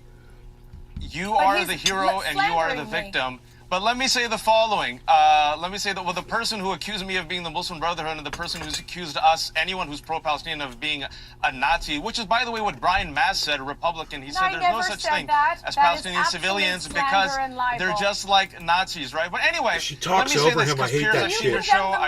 Can you shut up? Hey, this is what I'd say. Let me say this. This is what I'd say. Hey, you stupid fucking dumb bitch. Shut your fat fucking mouth hole and let the man speak. Shut up. Alright, you give women a bad name when you do dumb shit like this. That's what I'd say to her. And I'd make her shut up. I'm going to go a step forward. Look at this. This is what I'm going to do because I'd be like, yo, producer, mute her mic. Now. Mute her fucking mic. Okay, go ahead, sir. I've seen people with my melanin on Pure Show I've proactively been asked to condemn. Hamas, I condemn Hamas, I condemn Hezbollah, I condemn Islamic Jihad, I condemn Muslim Brotherhood, I condemn chocolate hummus, I condemn anti-Semitism, I condemn Islamophobia, I condemn white supremacy. I also condemn Israel's occupation. I condemn settler violence against Palestinians that has killed over 100 people on the West Bank. I condemn Netanyahu using dehumanizing language that you use, such as calling every Palestinian Amalek. I condemn the heritage minister saying that he wants to drop a nuke on Gaza. I have condemned all of that. Do you, Brooke, join me in condemning everything that I have condemned? Because I think as a human rights lawyer, anyone who cares about humanity, they should condemn everything that I have condemned. Brooke, 100%. do you condemn? So why, if you condemn the Muslim Brotherhood, are you publishing with the Center for American... Hey, you stupid fucking bitch. Why didn't you answer his question? Why are you smearing him? Instead of smearing him, answer his question, you idiot. Progress, which is strong ties to the Muslim Brotherhood, and why do you allow your papers to be cross-posted on Muslim Brotherhood websites? Why have you denied Jewish indigeneity to Judea? Okay, let me ask you a question, you fucking bitch. Are you publishing him on your Jewish websites? Fuck you, you fucking hypocrite. Fuck off. I'm going to jump in here. Brooke is just listing off things, man. Her points are not coming across well. Her points are not coming across well at all. As you can see, the gentleman on the... Dude, this guy, he's okay. This guy right here, the guy that we're listening to in the bottom corner, he's okay. My commentary, way better. What do y'all think? Right, he's basically saying he condemns everything. Fuck yeah. He's okay, though. He condemns Netanyahu. She doesn't really have an argument to make. She's acting like this guy is this horrible, disgusting, pro-Hamas individual. Right. But no, he literally just condemned Hamas. Indigenuity to Judea. Okay, why you know what, Brooke? I'm going to get it. I'm going to jump in here. I'm going to jump in because we're straying. You keep mentioning. And you say these things on television, Brooke, but you write the exact opposite Brooke, in your writing. I'm going to jump in and come to Glenn. He's been waiting very patiently as you guys have been going at it. Glenn, in a way, this kind of is reflective of the debate I thought we should be having, because it seems to me that a lot of people are simply not prepared to tolerate other views. Generally, in society, we've got to a place where people get cancelled if they don't toe the line, don't have the opinion that a certain group of people have decided is the only opinion that's allowed. How have we got there? How has it been through this war? I mean, to me, watching Twitter, X as it now is in this war, is like this terrible assault on the brain. It's just people screaming in a self-righteous, often fake news-oriented way, trying to scream their opponents into submission. Just understand this, Pierce. You are on the right side of history, okay? That's all you need to worry about. With all the screaming and all the obnoxiousness going on throughout all the noise, as much as I have never liked you, ever, I'm giving you 100% full credit for being on the right side of this, and I respect you based on that alone. I appreciate you, and I don't mind watching you. Be right back. I'm going to the bathroom. Okay, I love the fact that you're making a lot of sense now. honest democratic debate gone? What do we do about this? Yeah, I think you're right that Brooke, your first guest, is a perfect reflection of what has gone so wrong with this discourse ever since October 7th. She did two things that has been really pathological in terms of how we're trying to conduct discourse about a very serious issue. Number one, she equates every person who criticizes Israel or who defends the Palestinian cause of being an Islamic Nazi or somehow being associated with terrorists, as she did with Wajahat, with whom I have a lot of differences. It is true. You just did it. We all heard you do it. It's what you do. Anybody who is pro-Palestine, according to you, is anti-Jew, anti-Israel. I mean, you're not the only one with that point of view. But we just saw what you said about Piers Morgan in your tweet that you stand behind, and you haven't retracted any of it. So Mr. Glenn Greenwald here is going to breathe some straight fire for the rest of us. But he has never done anything like that. The idea that the Center for American Progress... You are doing exactly what you accused me of doing. Must let him speak. Listen, you stupid fucking bitch. Shut up and let him speak. Okay? Let the man speak. He's got something to say, and the reason why you're talking over him is because you know he's destroying your argument. That's the only defense you have, is to talk over him. If you let his words stand alone, you get destroyed. We know. Brooke, we know how this works. I want to hear from Glenn. The idea that the Center for American Progress is some sort of crypto terrorist group, when in fact it is the most mainstream Democratic Party platform that hosted Benjamin Netanyahu, that completely supports Israel, just like the Democratic Party does, is derangement. And this attempt to accuse everyone of being a bigot or an anti-Semite the minute they express any criticism of Israel, I think is very toxic. But the worst thing, Piers, is that ever since a month ago when this started, we have had a spate of censorship throughout the West aimed only at one side, which is the pro-Palestinian side.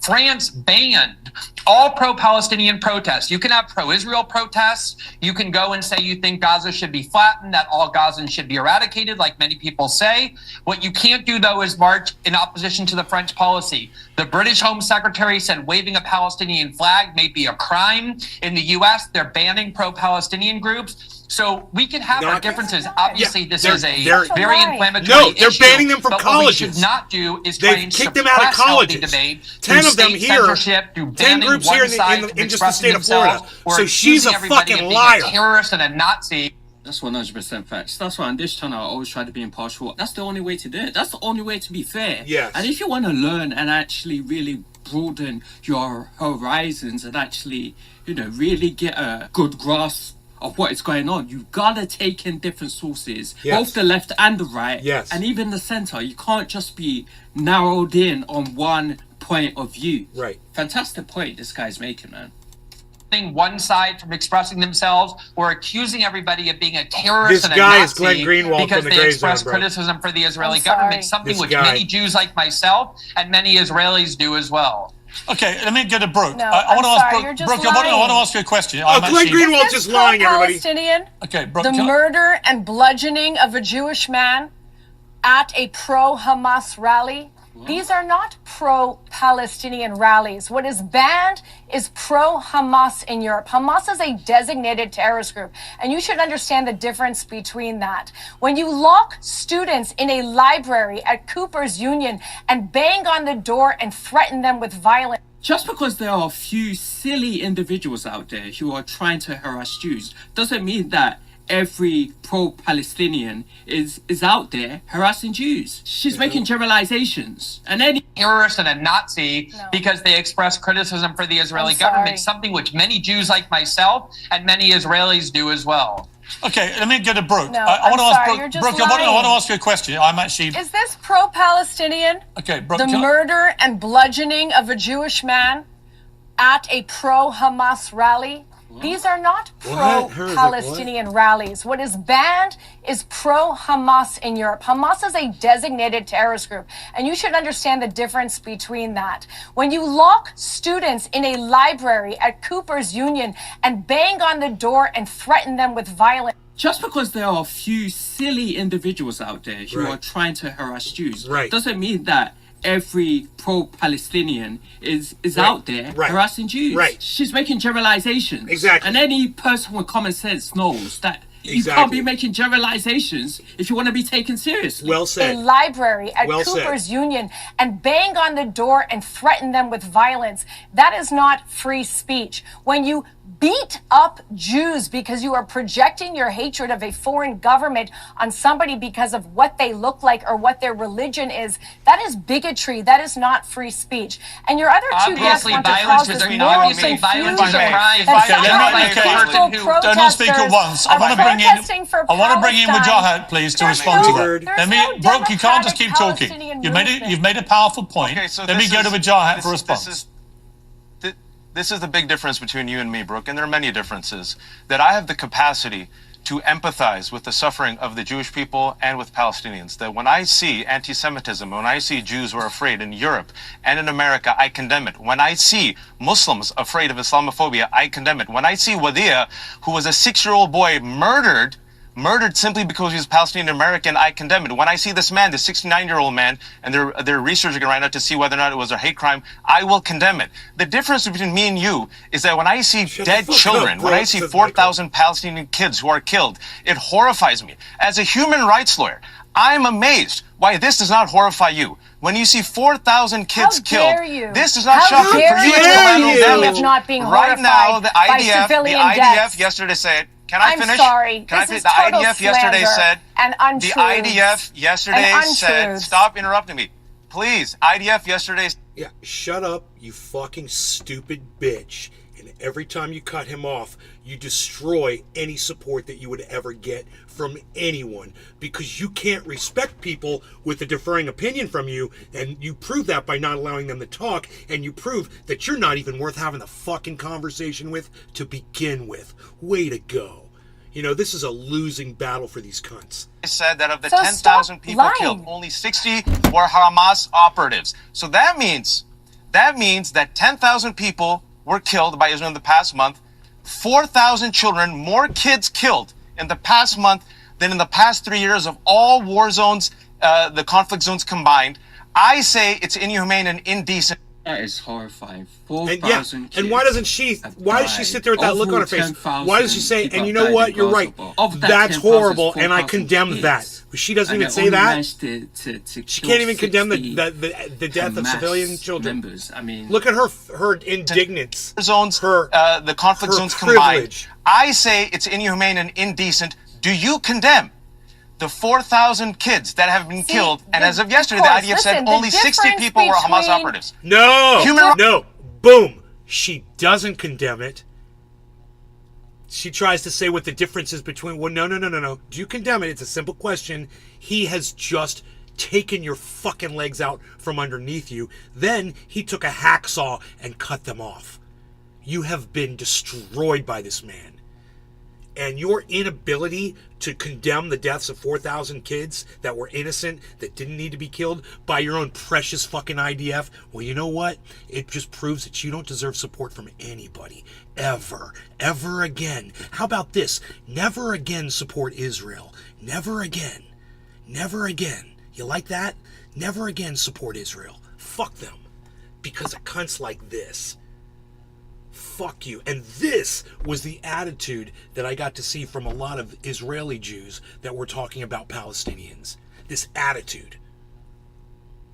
You know, like we can't condemn something horrible because, you know, we're blind to it. Wow. Okay, well, you know what? We're about to open up your eyes, motherfuckers. How about that? Rights lawyer, do you condemn the it? pro-Israel world and the is gonna open up your eyes. so-called Hamas-Palestinian movement is that we mourn the death of all civilians, where the pro-Palestinian Hamas protests. But you're not going to condemn the deaths of 4,000 kids by the IDF. You're not going to condemn that. Okay. After October the 7th, we're out on the street celebrating the death of dead Jewish civilians. That is the difference. So and the other ceasefire. difference All right, between you let me is bring that in- you fail Wait, to time out, understand please. the Time out, please. I want to bring- sorry. of cause and effect. Can you please- You fail to understand Excuse me. the concept of cause and It effect. remains my show at the moment. All right, Brooke, that's enough for now. I want to bring Glenn in. Law is very clear. Brooke, you've had a chance to respond. International law is very Brooke, you've clear. had a chance to I'm respond. sorry, there's a Please delay. respect I'm sorry, there's a the other delay. panelists. Okay, Glenn, yes. I want to bring I'm Glenn. sorry, there's a delay. All of a Glenn, sudden, there's a delay. Let me ask Glenn. Yeah. Glenn, you're a Yeah, go ahead. you're a I'm Jewish sorry, there's man. a delay. When you look at what is going on here, I will be completely candid. I've said this to other guests in the last couple of weeks. I've found what happened October the 7th to be an unbelievable scale of barbaric terrorism beyond agree. anything I've seen. I agree. In my lifetime, to I be agree. honest with you, the way it was done. I agree. And I completely understand Israel's not only right, but duty to defend itself. But is there a line here that Israel shouldn't cross in its attempt to eradicate I think Hamas? so. When you see I think so. 10,000 Palestinians killed within the space of 4 weeks, and we know it's going to get much, much higher, and so many are children, is there a moral line that Israel shouldn't cross, or is their argument that they've got to get rid of Hamas, and in war you have collateral damage, and in this case it's the civilians who are living around Hamas, and it's awful, but that's what has to happen? Sorry, Tula. Every decent person found the How Hamas dare massacre you. on October 7th reprehensible and morally unjustifiable. The question, though, is what does that mean that everything that Israel does in response becomes justifiable? And the answer is clearly not, just like everything the United States did in response to 9/11, Exactly. which was also morally horrific and Exactly. unjustifiable, killed 3,000 Americans. Everything that the United States did in response wasn't morally justifiable simply by virtue of the fact that they claimed to be doing it in the name of avenging 9/11. They tortured people. There were secret camps in Guantanamo. They invaded and destroyed Iraq, a country of 26 million people, giving rise to ISIS. The laws of war were created after World War II, ironically, when the world looked at what happened in World War II, the atrocities there, and said, we know there are going to be wars, but there have to be limits. You cannot collectively punish a population. That is a war crime because certain people in that country have done bad things. You cannot just bomb people indiscriminately without regard to civilian life. Especially when they're children. The majority of people in Gaza are children, man. 4,000 kids have died. Bro, let me not go too far. I don't want to start shedding tears on here. That's a lot. That is serious. That's very, very serious, man. I don't think Brooke fully understands this. Done bad things. You cannot just bomb people indiscriminately without regard to civilian life. And how many tens of thousands or even 100,000 Palestinians does Israel have the right to kill in the name of trying to destroy Hamas? Of course, there are humanitarian limits and laws of war that were created after World War II that the Nuremberg Tribunal said apply to every country in the future, no matter how just your cause. And I thought that was the lesson of 9/11, that just because a country is enraged and acting with a quest for violence doesn't mean that everything they do in the name of avenging that terrorist attack becomes justifiable or morally defensible. Okay. Much of what the United States did wasn't, and much of what Israel's doing isn't either. Okay, Glenn, powerful words. Piers, Thank you for may I joining make me. one important point, Unfortunately, if you don't mind? we've run out of time, but I will get you back on the program because you've been a terrific guest tonight. I've enjoyed that debate. It's been Last thing fiery. I just want to say is that Jews have led the protests. Jews have actually led the protests. You said There are it. Jews calling for a You said ceasefire. it, and I Does appreciate Brooke it. They consider have them it. to be Everyone Hamas? has no Okay, said I've got no, to they leave it there. I'm haven't. sorry, Pat. Hey, man, Thank you very I much happen indeed to to know my some panel. Jews that are calling for a I ceasefire. appreciate you all joining me, Glenn. She's Brooke, like, no Jews are Jahat, calling thank you for a very much indeed. I'll ceasefire. say some next. What? So Brooke she is speaks for making a all lot of Jews. sweeping generalizations, man. Fucking hilarious. Because a few crazy individuals decided to harass Jewish people, suddenly all pro-Palestinians are evil. They're the enemy. Use your initiative. Be rational. You know, why can't we just have a rational discussion? Right. But yeah, shout out to Piers as well, because he basically, Yes. you know, stepped up towards her. He was basically telling her, look, what do you expect me to do? I'm being impartial. I'm actually doing my job as a journalist. I'm inviting pro-Palestinians on as well as pro-Israelis on. I'm doing my job as a journalist. Oh, yeah.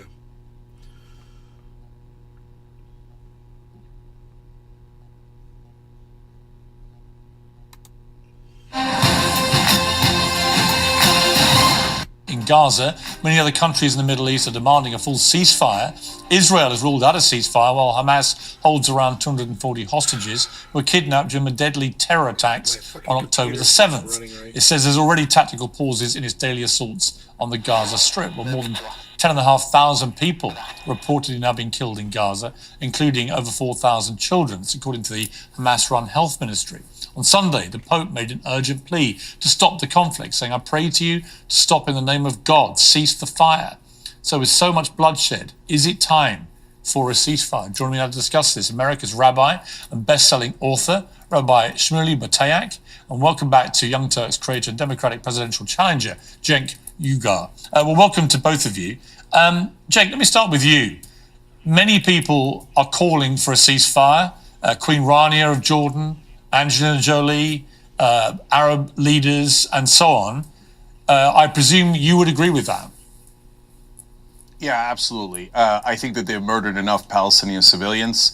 And even Netanyahu, in an interview with ABC News, said, now that we're on the ground, we're finally pressuring Hamas on hostages. Oh, so the 7,000 bombs you dropped were totally useless and collective punishment, and your attempt to murder civilians on purpose as some sort of sick vengeance. So please stop the murders, ceasefire right now.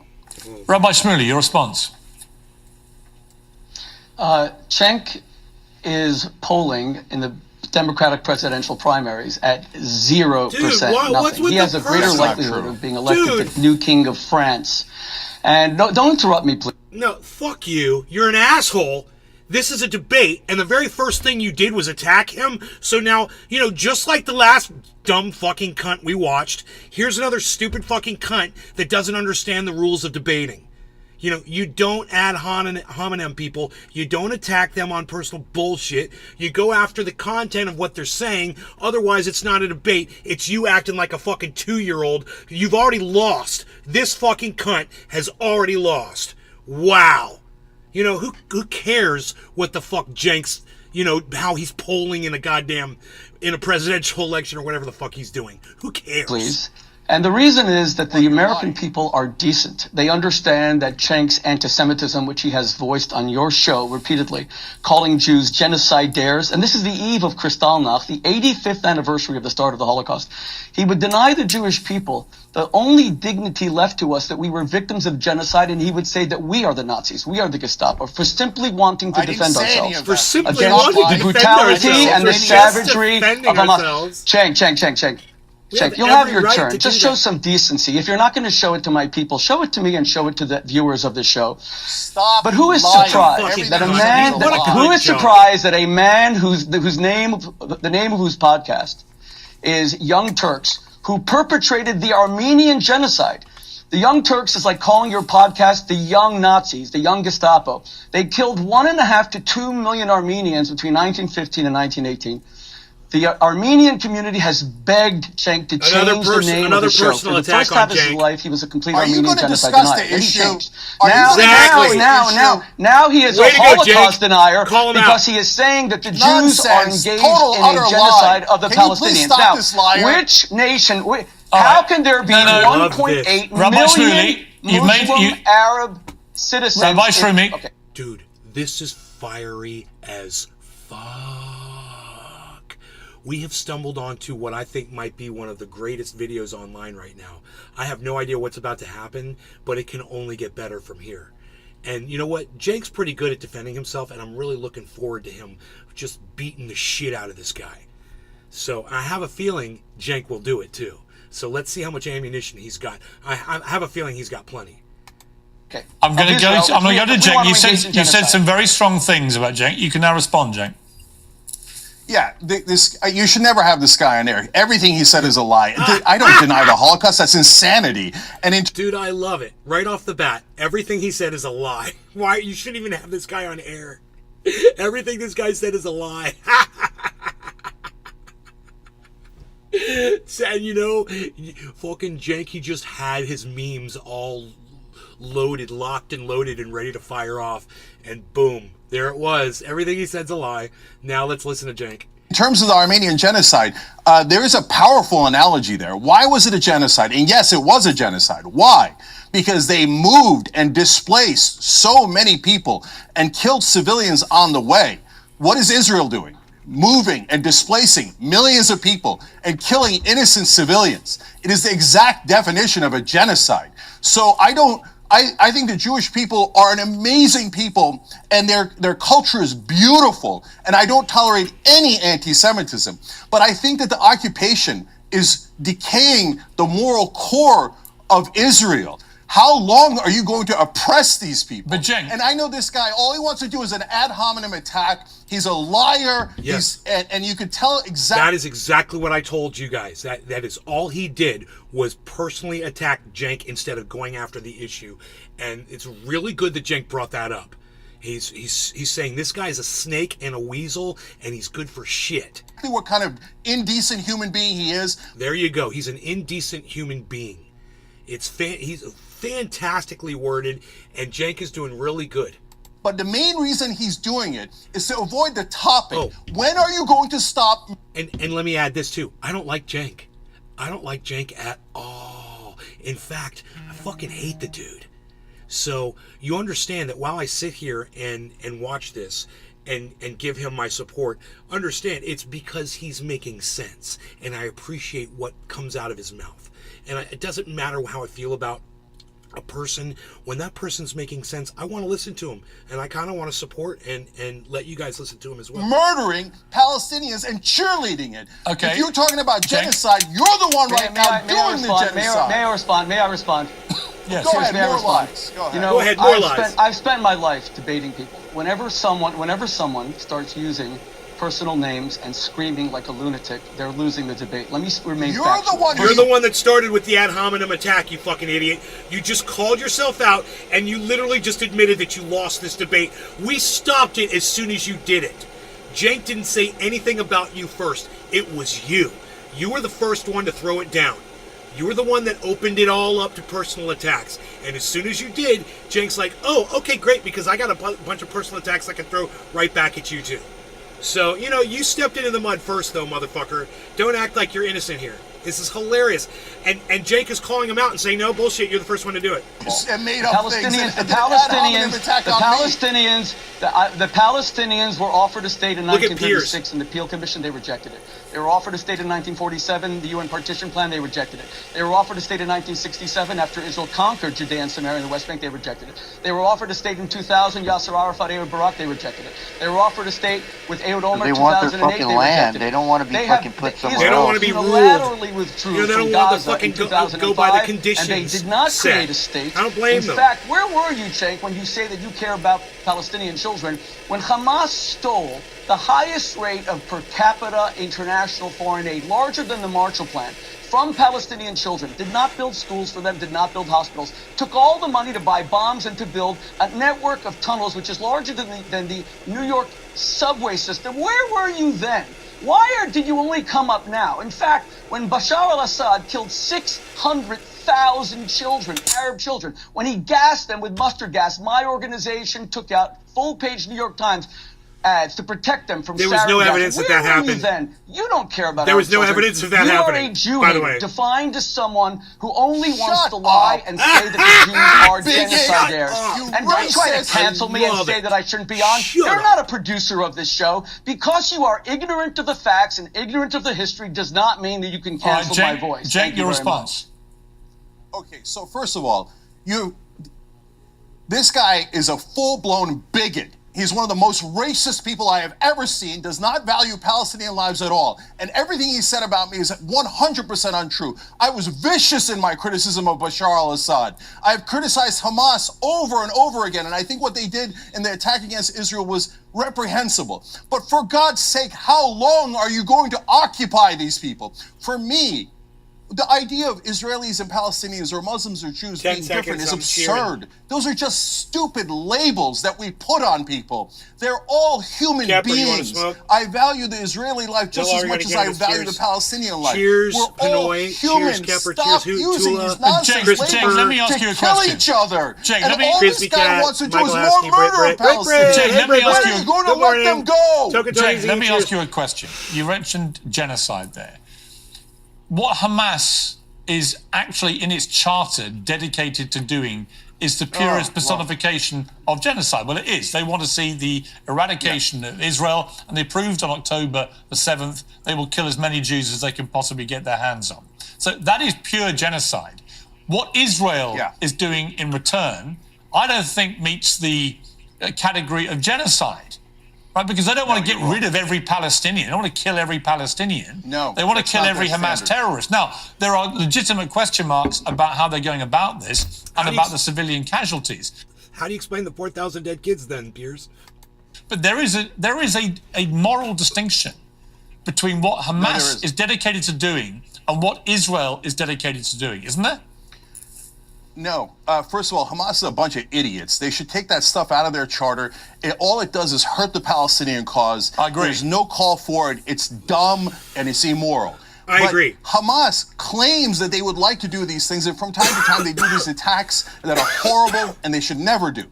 But Israel actually kills Palestinians, actually occupies Palestine, actually denies the Palestinians a state. So there's this absurd talk of like, if Hamas was super powerful, they might deny Israel its existence. Except Israel does exist. Food, medicine, water, the Palestinian energy, state does not exist because Israel is blocking their state. So stop using, I'm not saying to you, Piers, but this propaganda, hold on. You know, Cenk, you and I are almost the same age, and I'm actually quite worried for how upset you get on TV. You gotta protect your health. You're just kind of losing it. Now, calm down. I'm upset when you Cenk, you have to stop yelling. You have to stop screaming, and you need to know the facts. The Palestinians were offered a state 7 times, and they rejected it 7 times. Bill Clinton told Yasser Arafat in 2000, "You have made me a failure as president because Israel was giving you 97% of Judea and Samaria and the old city of Jerusalem." And Ehud Barak even offered the Temple Mount, the holiest site in Judaism, and the Palestinians rejected it. You simply don't know the history. Read a book. In fact, read a Wikipedia article before you get on TV. Number 2, you know, you made a very good point before, Piers, that Winston Churchill is the greatest British statesman and hero of the 20th century. Let's remember, when Churchill was faced with a genocidal threat of the Nazis, you know what he did, which Israel would never consider doing? He laid waste to 70% of Dresden, Essen, Cologne, Berlin.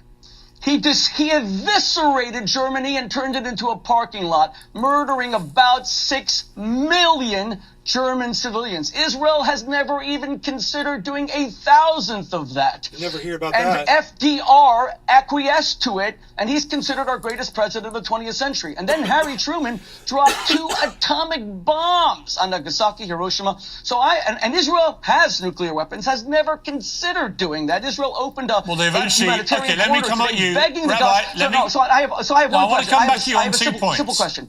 Cenk. I want to ask you a question, Rabbi. Call Winston Churchill a war criminal on this show today. Will you call Churchill a war criminal? All right, Cenk, answer that question.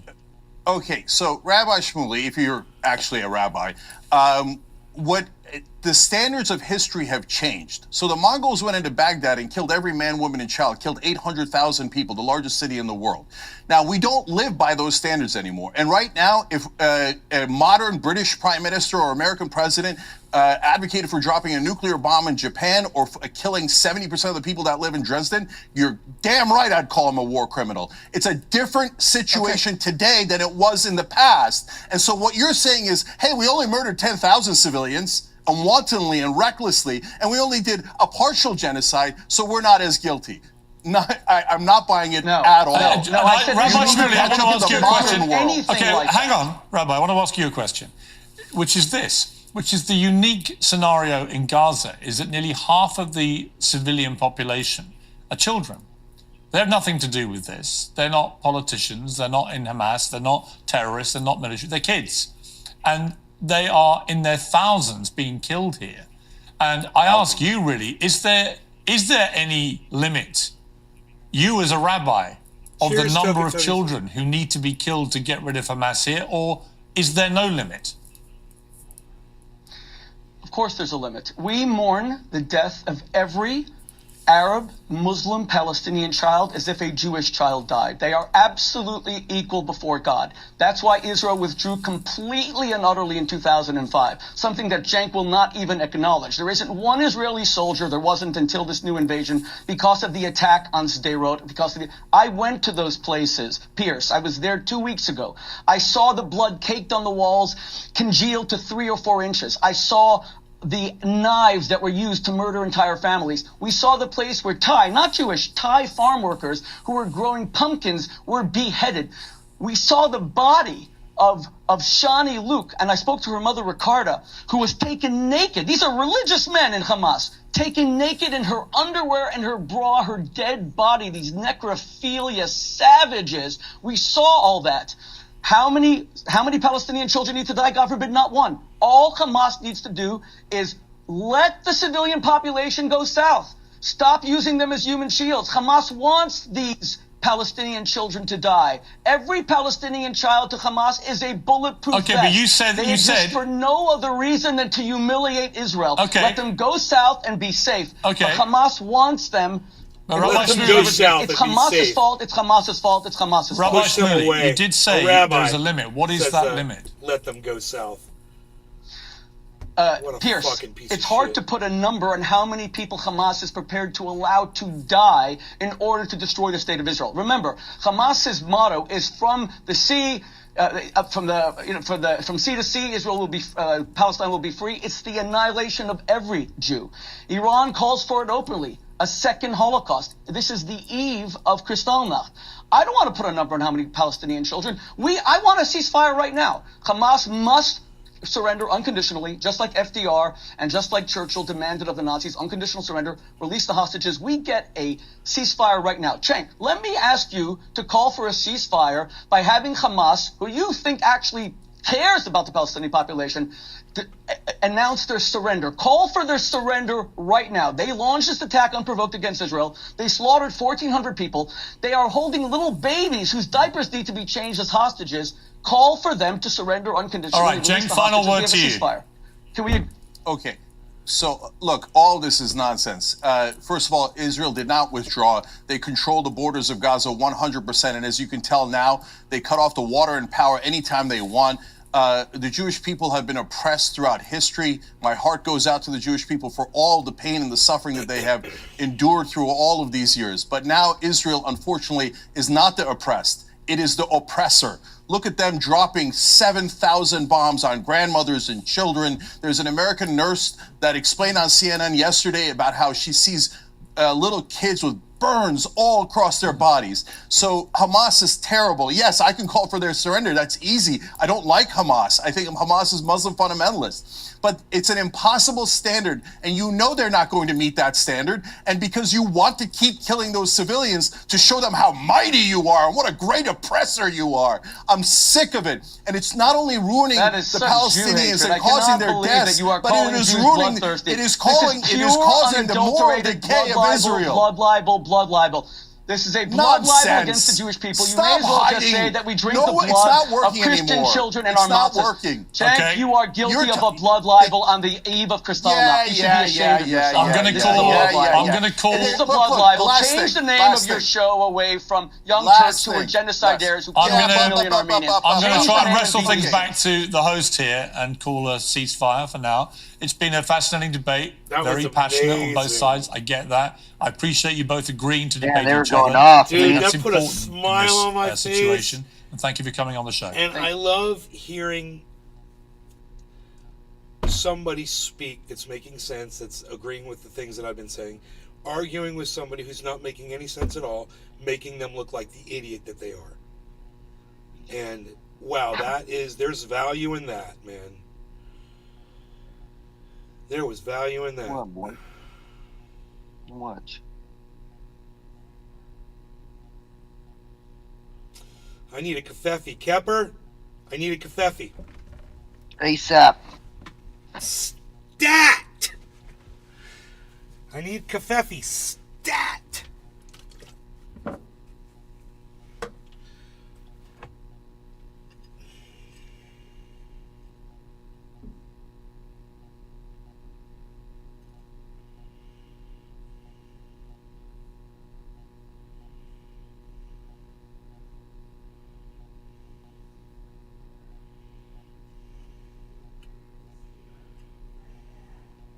How many states have you lived in, Pinoy? Let's see. California, Florida, North Carolina, Georgia, Colorado, Nevada, Detroit. Damn, bro. Okay, so here's what I want you to do. I'm going to go and, make coffee. Buffalo, New York. I'm going to go make coffee, and I want you to tell everybody your favorite thing about each place you've lived. I'll be right back. California, it's super obvious. But Florida, I freaking love the beaches. I love the beach. It was fucking very, very, very awesome to just be able to walk out my front door, walk like a block, and then be on the beach, be on the East Coast. Buffalo, New York was very interesting, man. It was like my first real, like, it was my first real, like, living in snow experience, and it was pretty crazy. What I liked about up north was people say that New York is like, people are very, very rude and shit like that. But when I went up to New York, shouts out New York. When I went up to New York and chilled in New York and stayed there for about 6-7 months, the people were cool. Everybody was good. Yeah, man. Yeah, I lived in Florida for a little bit. My parents stay out in by Orlando. So yeah, Buffalo was cool. The vibe. I think the vibe was what I liked about New York, the city life. Then North Carolina, the freaking mountains and the rivers were beautiful.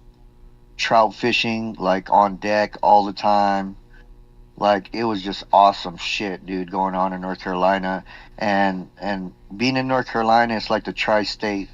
So you can go to Georgia, North Carolina, Tennessee, all on one borderline. So it's pretty cool. Georgia was cool, Atlanta and all that stuff. Didn't like the traffic, but the people were very nice. Southern hospitality is definitely awesome. Yeah, I live in California now. And then Detroit was cold as shit. The only thing I liked out there was the hash. Shout out Detroit. Where else have I lived? Colorado. You guys know Colorado. It's my stomping grounds, man. I was there for like 9 years. I loved it, dude. The vibe, the people. At the time, the laws. Everything was beautiful out there in Colorado.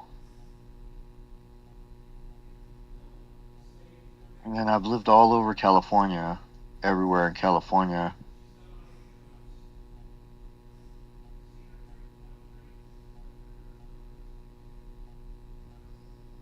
Aside from that, man. Nice. Yeah, Detroit's kind of crazy. I got a ticket there, man. Fuckers.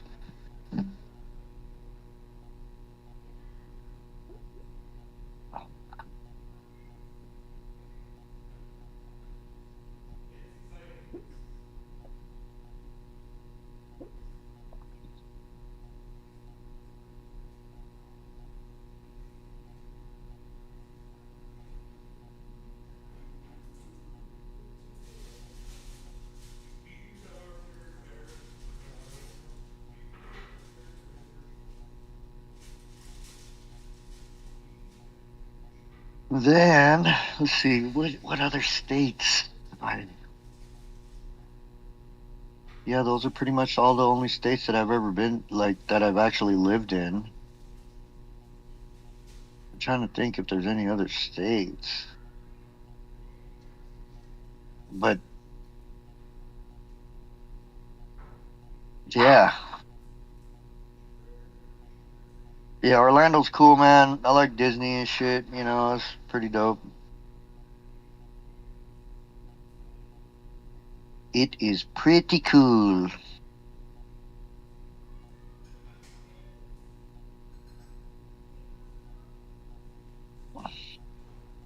I wouldn't mind living in Hawaii, but like, I heard it's like very, very, it's like a hassle, bro, when you're not local and shit. And I'm not trying to go through all that hassle shit, dude. I'm fucking 42 years old. I'm not trying to deal with any youngster shit, you know? Little young dude stuff. Not trying to hear all that bullshit, man.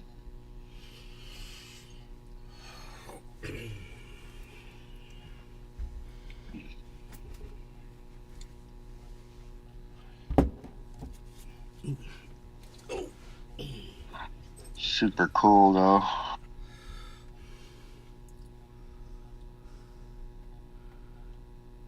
I got Dunkin' Donut this coffee right now, bro. That's what I got. Dunkin' Donut Snickers.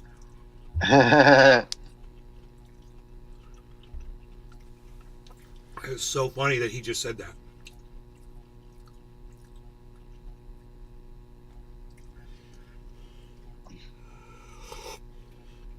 Yeah. You know, it says at the bottom, should there be a ceasefire? And it's like they never even talked about it.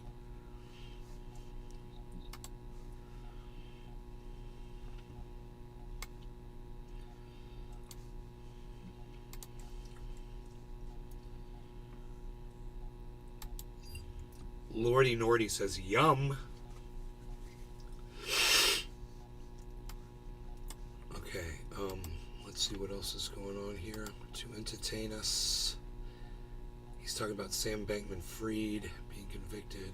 That might be fun to watch. He used to be Sam Bankman-Fried, and now he is Sam Bankman jailed. A Manhattan jury has found Sam Bankman-Fried guilty of 2 counts of wire fraud and 5 conspiracy crimes.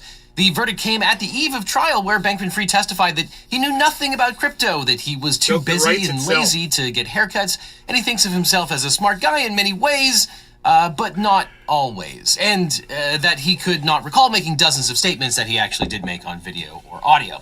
Now, company executives Caroline Ellison, Gary Wang, and Nishad Singh pleaded guilty and testified against him. Bankman-Fried and his 3 co-conspirators have come a long way since their shared frat house in the Bahamas. Bankman-Fried is facing decades in prison, and the government isn't even done with him yet. So today we're going to talk about what happened at the trial of Sam Bankman-Fried. Now, as you probably know, FTX was a crypto exchange founded by Sam Bankman-Fried and friends. FTX customers deposited money at FTX, believing that the company was following basic risk management practices. However, FTX secretly loaned billions in customer money to its affiliated crypto trading firm Alameda Research, which was led by Caroline Ellison. Alameda did not post collateral for those loans. She's all like, my precious, my precious. Yeah. From FTX. And when the bottom dropped out of the crypto market in 2022, Alameda lost a lot of money that belonged to FTX customers. Those customers weren't able to get their money back out. And FTX and its principals lied to customers about the entire scheme, creating fake spreadsheets, backdating staking fees, and withdrawing massive amounts of cash to fund their luxurious lifestyles. And as I explained in the last video about FTX, the company's implosion led to swift action by 3 federal agencies. And the United States Attorney's Office for the Southern District of New York indicted Bankman-Fried for wire fraud and conspiracy to commit wire fraud against FTX customers, wire fraud and conspiracy to commit wire fraud against Alameda Research lenders, conspiracy to commit securities fraud against FTX investors, conspiracy to commit commodities and fraud against FTX customers, and conspiracy to commit money laundering. Now, Bankman-Fried's friends and co-executives took plea deals to testify against him. Gary Wang, a co-founder of FTX, pleaded guilty to 4 counts of wire fraud and conspiracy to commit wire fraud, commodities fraud, and securities fraud. Nishad Singh, the former director of engineering, pleaded guilty to 6 conspiracy charges, and Caroline Ellison pleaded guilty to 7 counts of fraud and conspiracy and is facing about 50 years in prison, but has a cooperation agreement that could lead to her serving far less time or none at all. Additionally, the Securities Exchange Commission, or SEC, charged SBF Ellison and other executives with violations of the Securities Act and of the Exchange Act. Now, the Commodities Futures Trading Commission also filed fraud charges against the group, and those cases are still pending. And believe it or not, that was just the beginning of the bad news for Bankman-Fried. The government filed a superseding indictment in March of 2023, which charged him with multiple counts of foreign bribery, conspiracy, and bank fraud that were scheduled for a separate trial due to start in March of 2024. Now, obviously, Sam Bankman-Fried is going to need a good lawyer for his appeal, but if you want a great lawyer, my firm, the Eagle Team, can help. If you've been in a car crash, suffered a data breach, or have a workers' comp issue or social security disability, we can represent you or help find you the right attorney who can. Because it's so important to talk to a lawyer right away so you can get the best representation. So just click on the link in the description for a free consultation with my team. Because you don't just need a legal team, you need the Eagle team. The link is down below. And as you may recall, Bankman-Fried was initially under house arrest at his parents' home after posting a $250 million bond, but then he got caught asking the general counsel of an FTX affiliate to have a constructive relationship and vet things with each other. The lawyer was known as witness number 1 in the indictment, so that was a really bad idea. Next, Bankman-Fried leaked portions of Caroline Ellison's private diary to a New York Times reporter, which prosecutors said was an attempt to intimidate her. Judge Kaplan said that Bankman-Fried tried to cover his tracks by meeting the reporter in person at his parents' home, and consequently he was remanded to jail. At Bankman-Fried's New York trial, prosecutors alleged that he misappropriated and embezzled billions of dollars, which he spent on expensive real estate, private jets, political contributions, and celebrity endorsements. According to prosecutors, Bankman-Fried was the mastermind behind FTX and its related entities. He gave customers, investors, and media the false impression that customer funds deposited with FTX were safe and that there was a firewall between FTX and Alameda Research.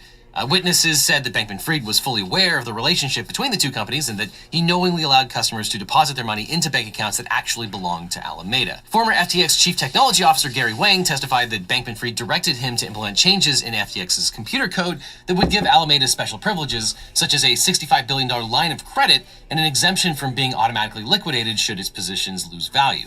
This enabled the theft of the funds. Of course, the star witness for the prosecution was Caroline Ellison, who is also Bankman-Fried's ex-girlfriend. She claimed that Bankman-Fried told her to make up fake balance sheets. When one of Alameda's lenders wanted financial information, Ellison asked Bankman-Fried what to do. At this point, it was 2022, crypto was crashing, and Alameda had secretly borrowed $10 billion from FTX's customers and loaned $5 million back to FTX entities. Of course, these transactions had been concealed from lenders and customers, and Bankman-Fried needed them to stay that way. Ellison testified that Bankman-Fried told her to prepare 7 alternative balance sheets. Ellison testified, quote, "He suggested I should prepare some alternative ways of presenting the information and send it to him. I understood him to be directing me to come up with ways to conceal things in our balance sheet we both agreed would look bad." Bankman-Fried told her to send the lender balance sheet number 7, which didn't disclose money taken from FTX customers. The balance sheet made it look as if Alameda had around $10 billion in liabilities rather than the $15 billion. Looking at the spreadsheets, it should come as no surprise that Ellison agreed to flip on Bankman-Fried. Not surprisingly, the only way to get a huge reduction in her sentence was to cooperate with prosecutors, and so Ellison testified for 13 hours against Bankman-Fried. Ellison told the jury that Bankman-Fried asked her to break the law. The prosecutor asked, "When you were working at Alameda, did you commit any crimes?" And she replied, "Yes, we did." Of course, the biggest crime they committed was using FTX customer funds to make loan repayments for Alameda Research, and Ellison described this as Sam's decision. She said he repeatedly directed her to, quote, "use FTX customer funds to repay our loans." Gary Wang and Nishad Singh gave similar testimony. So prosecutors argue that Bankman-Fried was the mastermind behind a $10 billion fraud. He claimed he didn't realize that the customer funds were used illegally until right before the company collapsed in November of 2022. Of course, here he is in December of 2022 saying he had no idea things were breaking bad. I didn't ever try to commit fraud on anyone. I was excited about the prospects of FTX a month ago. So his defense had 2 main themes. First, that he might have made mistakes, but he was such a super nerd that he didn't know any better.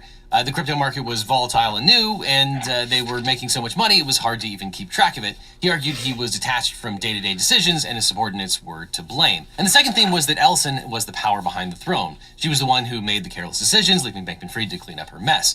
For that defense to work, Bankman-Fried's lawyer, Mark Cohen, would have to hurt Ellison on cross-examination, but the cross-examination was, by all accounts, a disaster. There were reports that the lawyer repeatedly changed topics, changed dates of discussion, often seemingly at random, and he failed to knock holes in her testimony, making Judge Kaplan so, quote, puzzled and impatient that he repeatedly asked Cohen where he was going with his questions or what exactly he was talking about. Which, yeah, is not an ideal cross-examination. And Ellison's testimony destroyed both of Bankman-Fried's narratives. Bankman-Fried and Ellison were not only keeping track of all that cash, they were inventing new balance sheets to conceal their fraud. And of course, the company did keep one balance sheet that appears to be real. You can see it here where it's labeled main. The main balance sheet contains the real numbers that only FTX and Alameda were allowed to see. And the other tabs show the alternative spreadsheets. Although the details of this case are complicated, prosecutors had a pretty clean argument to make to the jury. These people knew the numbers and lied about them in order to deliberately mislead lenders and customers. Balance sheet number 7 deleted some things to make it look like the company was more liquid and less leveraged. And that is, you know, fraud. And prosecutors played a recording of the all-hands meeting that Ellison held in November of 2022 when they were trying to sell FTX to save Alameda and FTX from bankruptcy. And an employee actually asked Ellison whether the decision to borrow FTX customer funds was a YOLO decision. And Ellison said no, it was done over a period of years.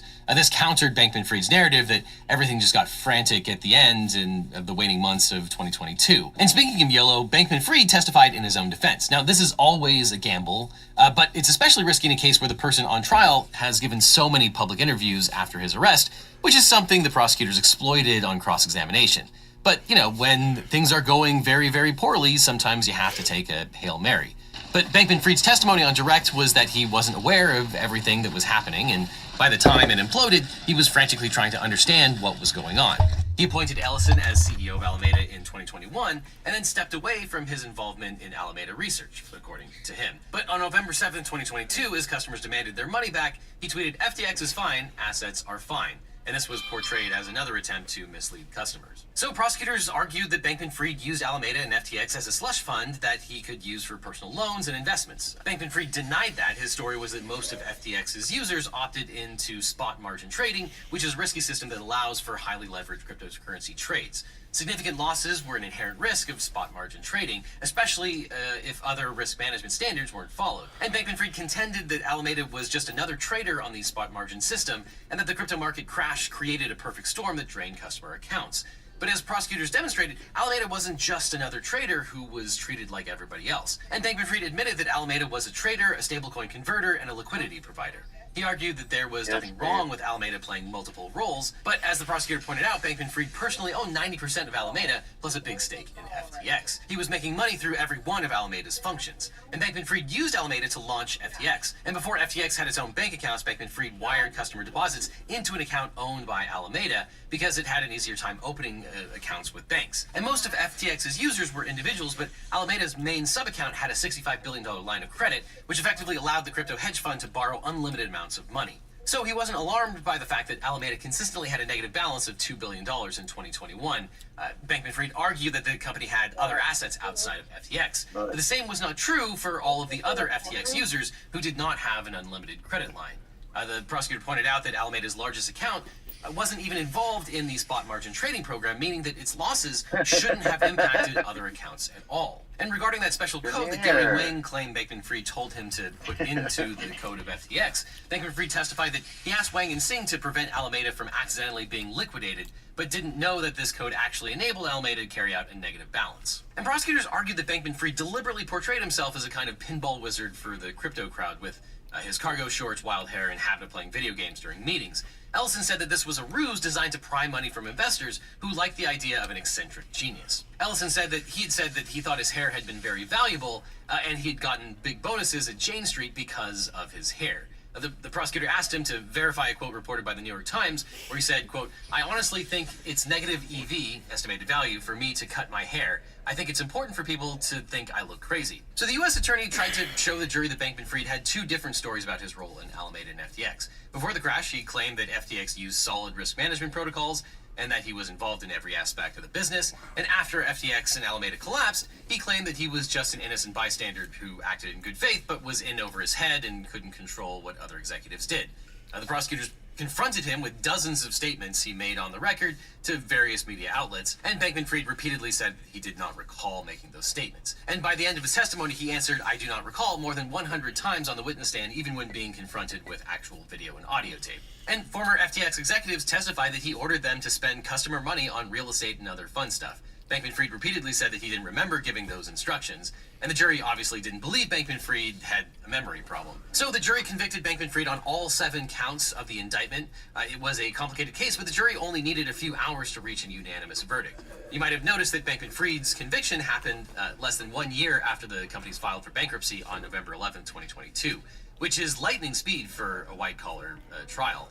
In comparison, it took more than 3.5 years to bring Elizabeth Holmes to trial. Now, the statutory maximum sentence is around 115 years, but as Legal Eagle viewers know, the federal sentencing guidelines will determine his sentence, not anywhere near the maximum. You can watch Scala break down the factors the guidelines take into consideration, but the main factors are the scale of the crimes and the amounts stolen and the criminal history of the defendant. Now, Bankman-Fried doesn't have a criminal history, but the sheer scale of the fraud was obviously huge, and he lied and tried to cover everything up. So realistically, Judge Kaplan could sentence him to 15 to 25 years in prison plus restitution. Judges retain discretion to consider the impact of white-collar fraud on the victims. Elizabeth Holmes was sentenced to 11 years, whereas Bernie Madoff got a 150-year sentence. And although Holmes ripped off investors, she also scammed people who thought they were getting legitimate tests done. Madoff's victims, on the other hand, included numerous small investors. Sentencing is scheduled for March of 2024, which is right before the next trial is expected to begin. So while SBF is going to jail for the foreseeable future, there's still a lot out there on the internet that can hurt you, which is where today's sponsor, NordVPN, comes in.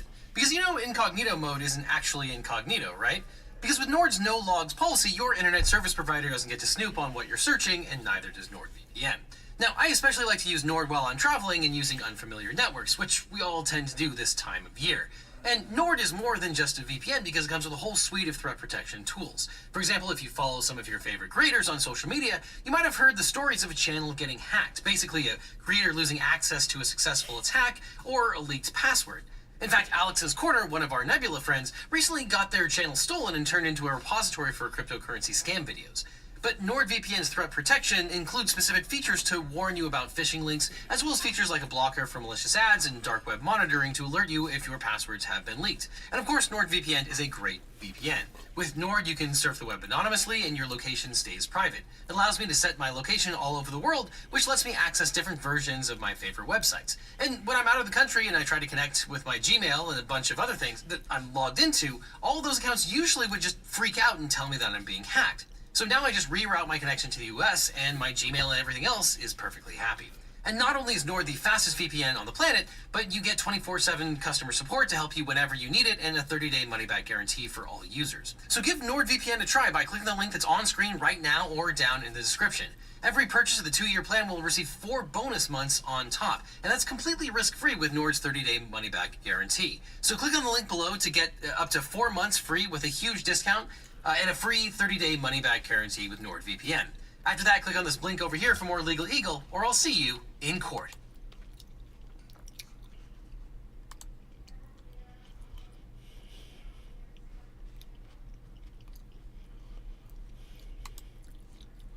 I like this music. How it goes into that. That's fucking cool.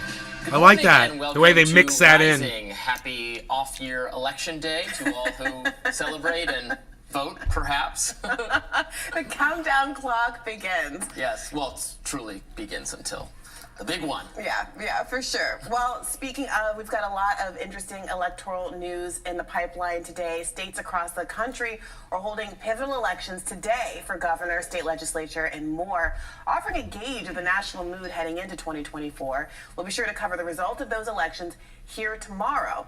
But speaking specifically of 2024 in the big race, this is how it's been described: a 5-alarm fire, a cardiac case in need of a defibrillator, a lemming on course to slowly march into the sea and drown. That is how strategists describe Joe Biden's re-election campaign after new polling shows the incumbent trailing 13 points behind an unnamed Democrat in a general election matchup with former President Trump. Dude, he's trailing behind an unnamed Democrat. To the Biden campaign retorted, quote, "In the off year, we have built a strong operation to once again mobilize the coalition of voters that sent President Biden and Vice President Harris to the White House with a record number of votes." They're going to bring in that goddamn California governor. Are going public with their cries for Biden to drop out before it's Newsom. too late. I've said this, Casey. This is not breaking news. I don't think the president should run. I don't think Trump should run. I don't think President Biden should run. We have talent in the Democratic Party. There are some leaders in the Republican Party who are willing to take on the insurrectionists and take on Trump, and I think those candidates should be considered as well. But the whole country wants a move on. On the other side of the party, operatives are insisting that Joe Biden will be the Democratic nominee in 2024, whether voters like it or not. I love X, but he was also a detractor of the 2020 Biden campaign. So I'm not surprised by this, but it's very disingenuous. Democrats, especially Democratic strategists, know. Republican strategists, anyone who is a professional politico, hell, reporters know. Joe Biden is the president of the United States of America. Therefore, the head of the party that he is on the ticket of, he is a Democrat. And if the president of the United States of America is eligible to run for re-election and decides to do so, that's your nominee, baby. That's how it works. I know that that might not sound democratic, but that is the game. Bye. It's not sent Democratic. Meanwhile, the ladies of The View had this message for their viewers when it came to Biden's sour numbers. Well, you know how I feel about polls, because I just feel like, you're polling 4,000 people in a place, and you can't tell me that's half the nation. All you can tell me is that, we polled 4,000 people, and that's how they felt. So I always like to make sure that we're clear on polls, because remember, last time we checked a poll, they had Hillary Clinton winning. Is that the last time you checked a poll, you idiot? I love her to death. You haven't looked at a poll since Hillary Clinton, really? Terrific actress. Fucking it says everything you need to know about stupid she is. It's not, they didn't just magically find the 4,000 people who all don't want Biden anymore, right? It's a representative sample. Well, here's what it is. Everybody likes a poll when it confirms their biases. Nobody likes a poll when it doesn't. And if it were some insurgent progressive running for office who, was calling themselves a socialist or saying they wanted healthcare, she'd be finding polls here or there or otherwise to say why the establishment candidate that she prefers is actually a really good guy. So whoopee is gonna whoopee. What is interesting is that they're even acknowledging at this point that there's a problem. And what you're seeing is a kind of cope from people who don't really have coping strategies of being in this position. Simone Sanders can say, this is just how it happens, the incumbent gets to run all she wants, but we are in some unprecedented waters. We have never had a president this old. We have never. Not even close. Not even close. And very rarely, only in the post-2016 era really, have we had candidates that have unfavorable numbers as bad as what Biden and Trump are showing us right now. Yeah, absolutely. And, she's right as a matter of procedure that it is very likely for Biden, as the incumbent eligible to run again, deciding to run again, does have a lot of tools at his disposal to be the nominee. That doesn't mean there shouldn't be a process given, just given basic democratic principles and given how unpopular he is, how badly the poll numbers suggest. Maybe, let voters decide. Maybe they find someone else they like, but it's clear the DNC doesn't want to even go through this. They consider it a charade. They don't want to give anyone else even a fighting chance against Joe Biden. Okay, we'll see how that works out for you. Let voters decide is exactly where we should be, what everyone should be thinking about. Regardless of what you think Joe Biden's agenda should be, if you have that kind of Ruth Bader Ginsburg-esque, it's his turn, let him do him, don't make him drop out kind of a sentiment, that's fine. The question isn't whether or not Biden has the right to run. The question is whether the Democratic Party has the right to preemptively shut down a primary, reorder the primary states in a way that is advantageous, or at least perceived to be all they ever do to Joe Biden. We'll see if that's even true, given some of the poll numbers coming out of South Carolina and his public and the way that he is drowning public opinion-wise with black voters that took him across the aisle there. But that is the real indictment here. It's not, frankly, of Joe Biden, who, through some mixture of, being the incumbent and having the right and, being a cantankerous old guy, can do what he wants to do. The question is whether the Democratic Party has failed the public and failed its constituents by not allowing there to be a primary so that there is a alternative, at least an alternative that has been able to make the case to the public in case Biden isn't even able to run. We are in uncharted waters. It's not just Biden, the age of our members of Congress, our political leaders. It's showing. It's embarrassing. It's concerning. It concerns people of who are even in that political party. Mitch McConnell's had his moments where he just kind of he stops responding at press conferences, and that is concerning to Republicans. Senator Rand Paul now my mouse is working normal again. He said it's problem. He said it's not easily explained by what they put forth as the medical reason. Obviously, we went through what we went through with Dianne Feinstein and to some extent John Fetterman. The political figures are more in the public eye than ever. It's a PR job. It's a job to be on camera, to be fundraising and traveling around and raising money for other candidates. You're in the limelight constantly, and we see you. We see what kind of shape you're in, and it's just it's too much for a lot of Americans. It's not even ideological. It's just like, you're not up for it. I can see massive head and shoulders just completed on the 24-hour. Looks like we're gonna go down, man. A director of the New York State Democratic Party Vice President Harris is the party's secret weapon. We might just go down. Because she's just so gosh darn popular.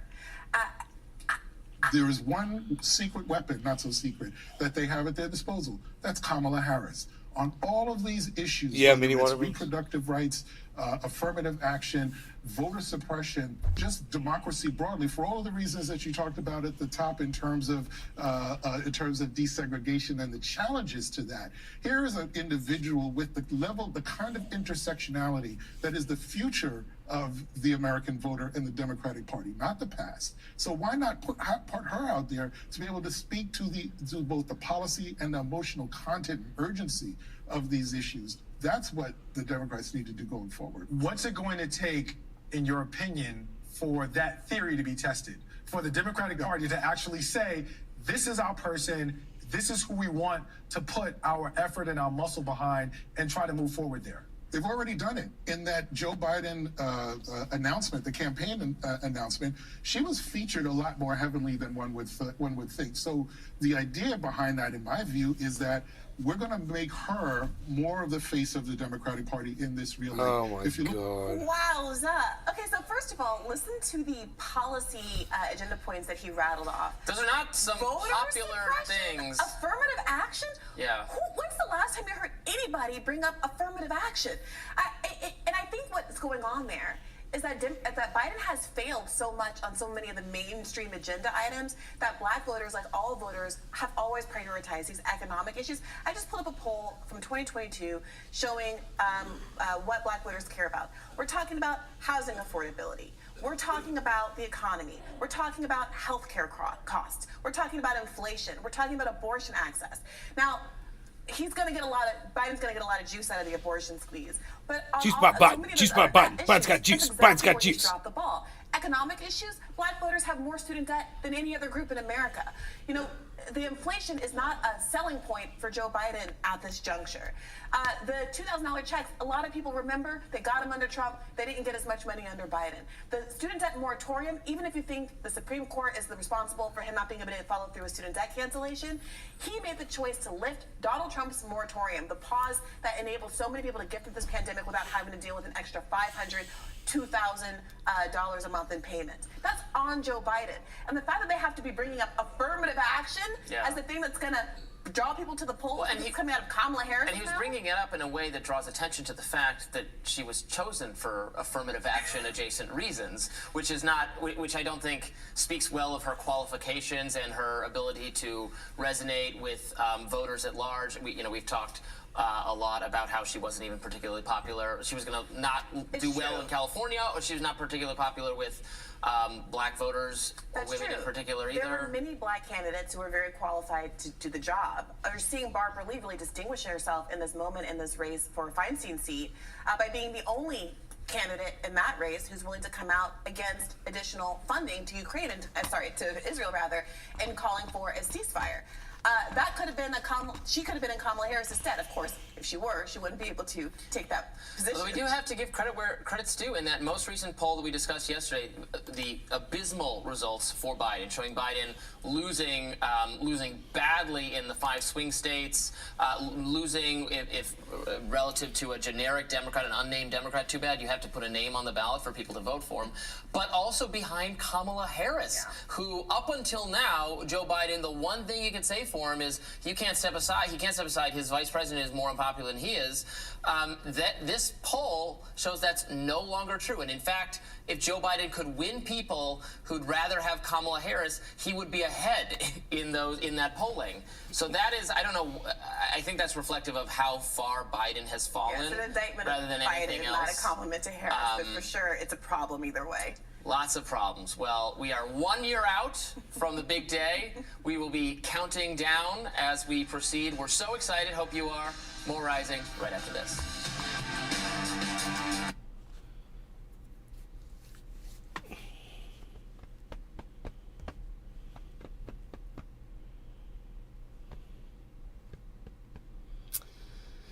So Bitcoin is showing a massive head and shoulders pattern, and it's a perfect one. It's not good.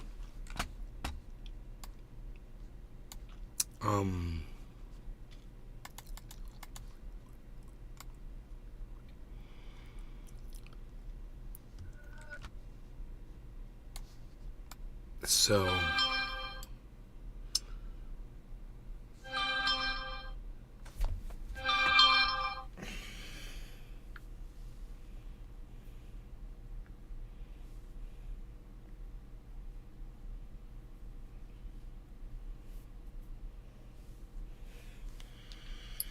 all right, so what we're looking at, really simple. Shoulder, head, shoulder pattern. It's bad. It usually means a drop, and the drop would go from here to here, right? And then we double it. So, you know, it's not good, guys. It's 36.4 all the way down to 36, 4, fucking 4. You double it, right? So it's 800, man. So it's at 36.2 right now. So you subtract 800, so it's going to go down like 35, 6-ish. According to this, 35.6-ish. But the last prediction I made didn't happen. Well, the second to the last one didn't happen. So, if it all starts dropping, man, we'll know that it's following that head and shoulders pattern. Might be a fake out upwards and then big drop. We'll just have to see. All right. I'm done, you guys. I hope you had fun. I'm out of here. You guys take care, and I will see you tonight or something. We'll do something.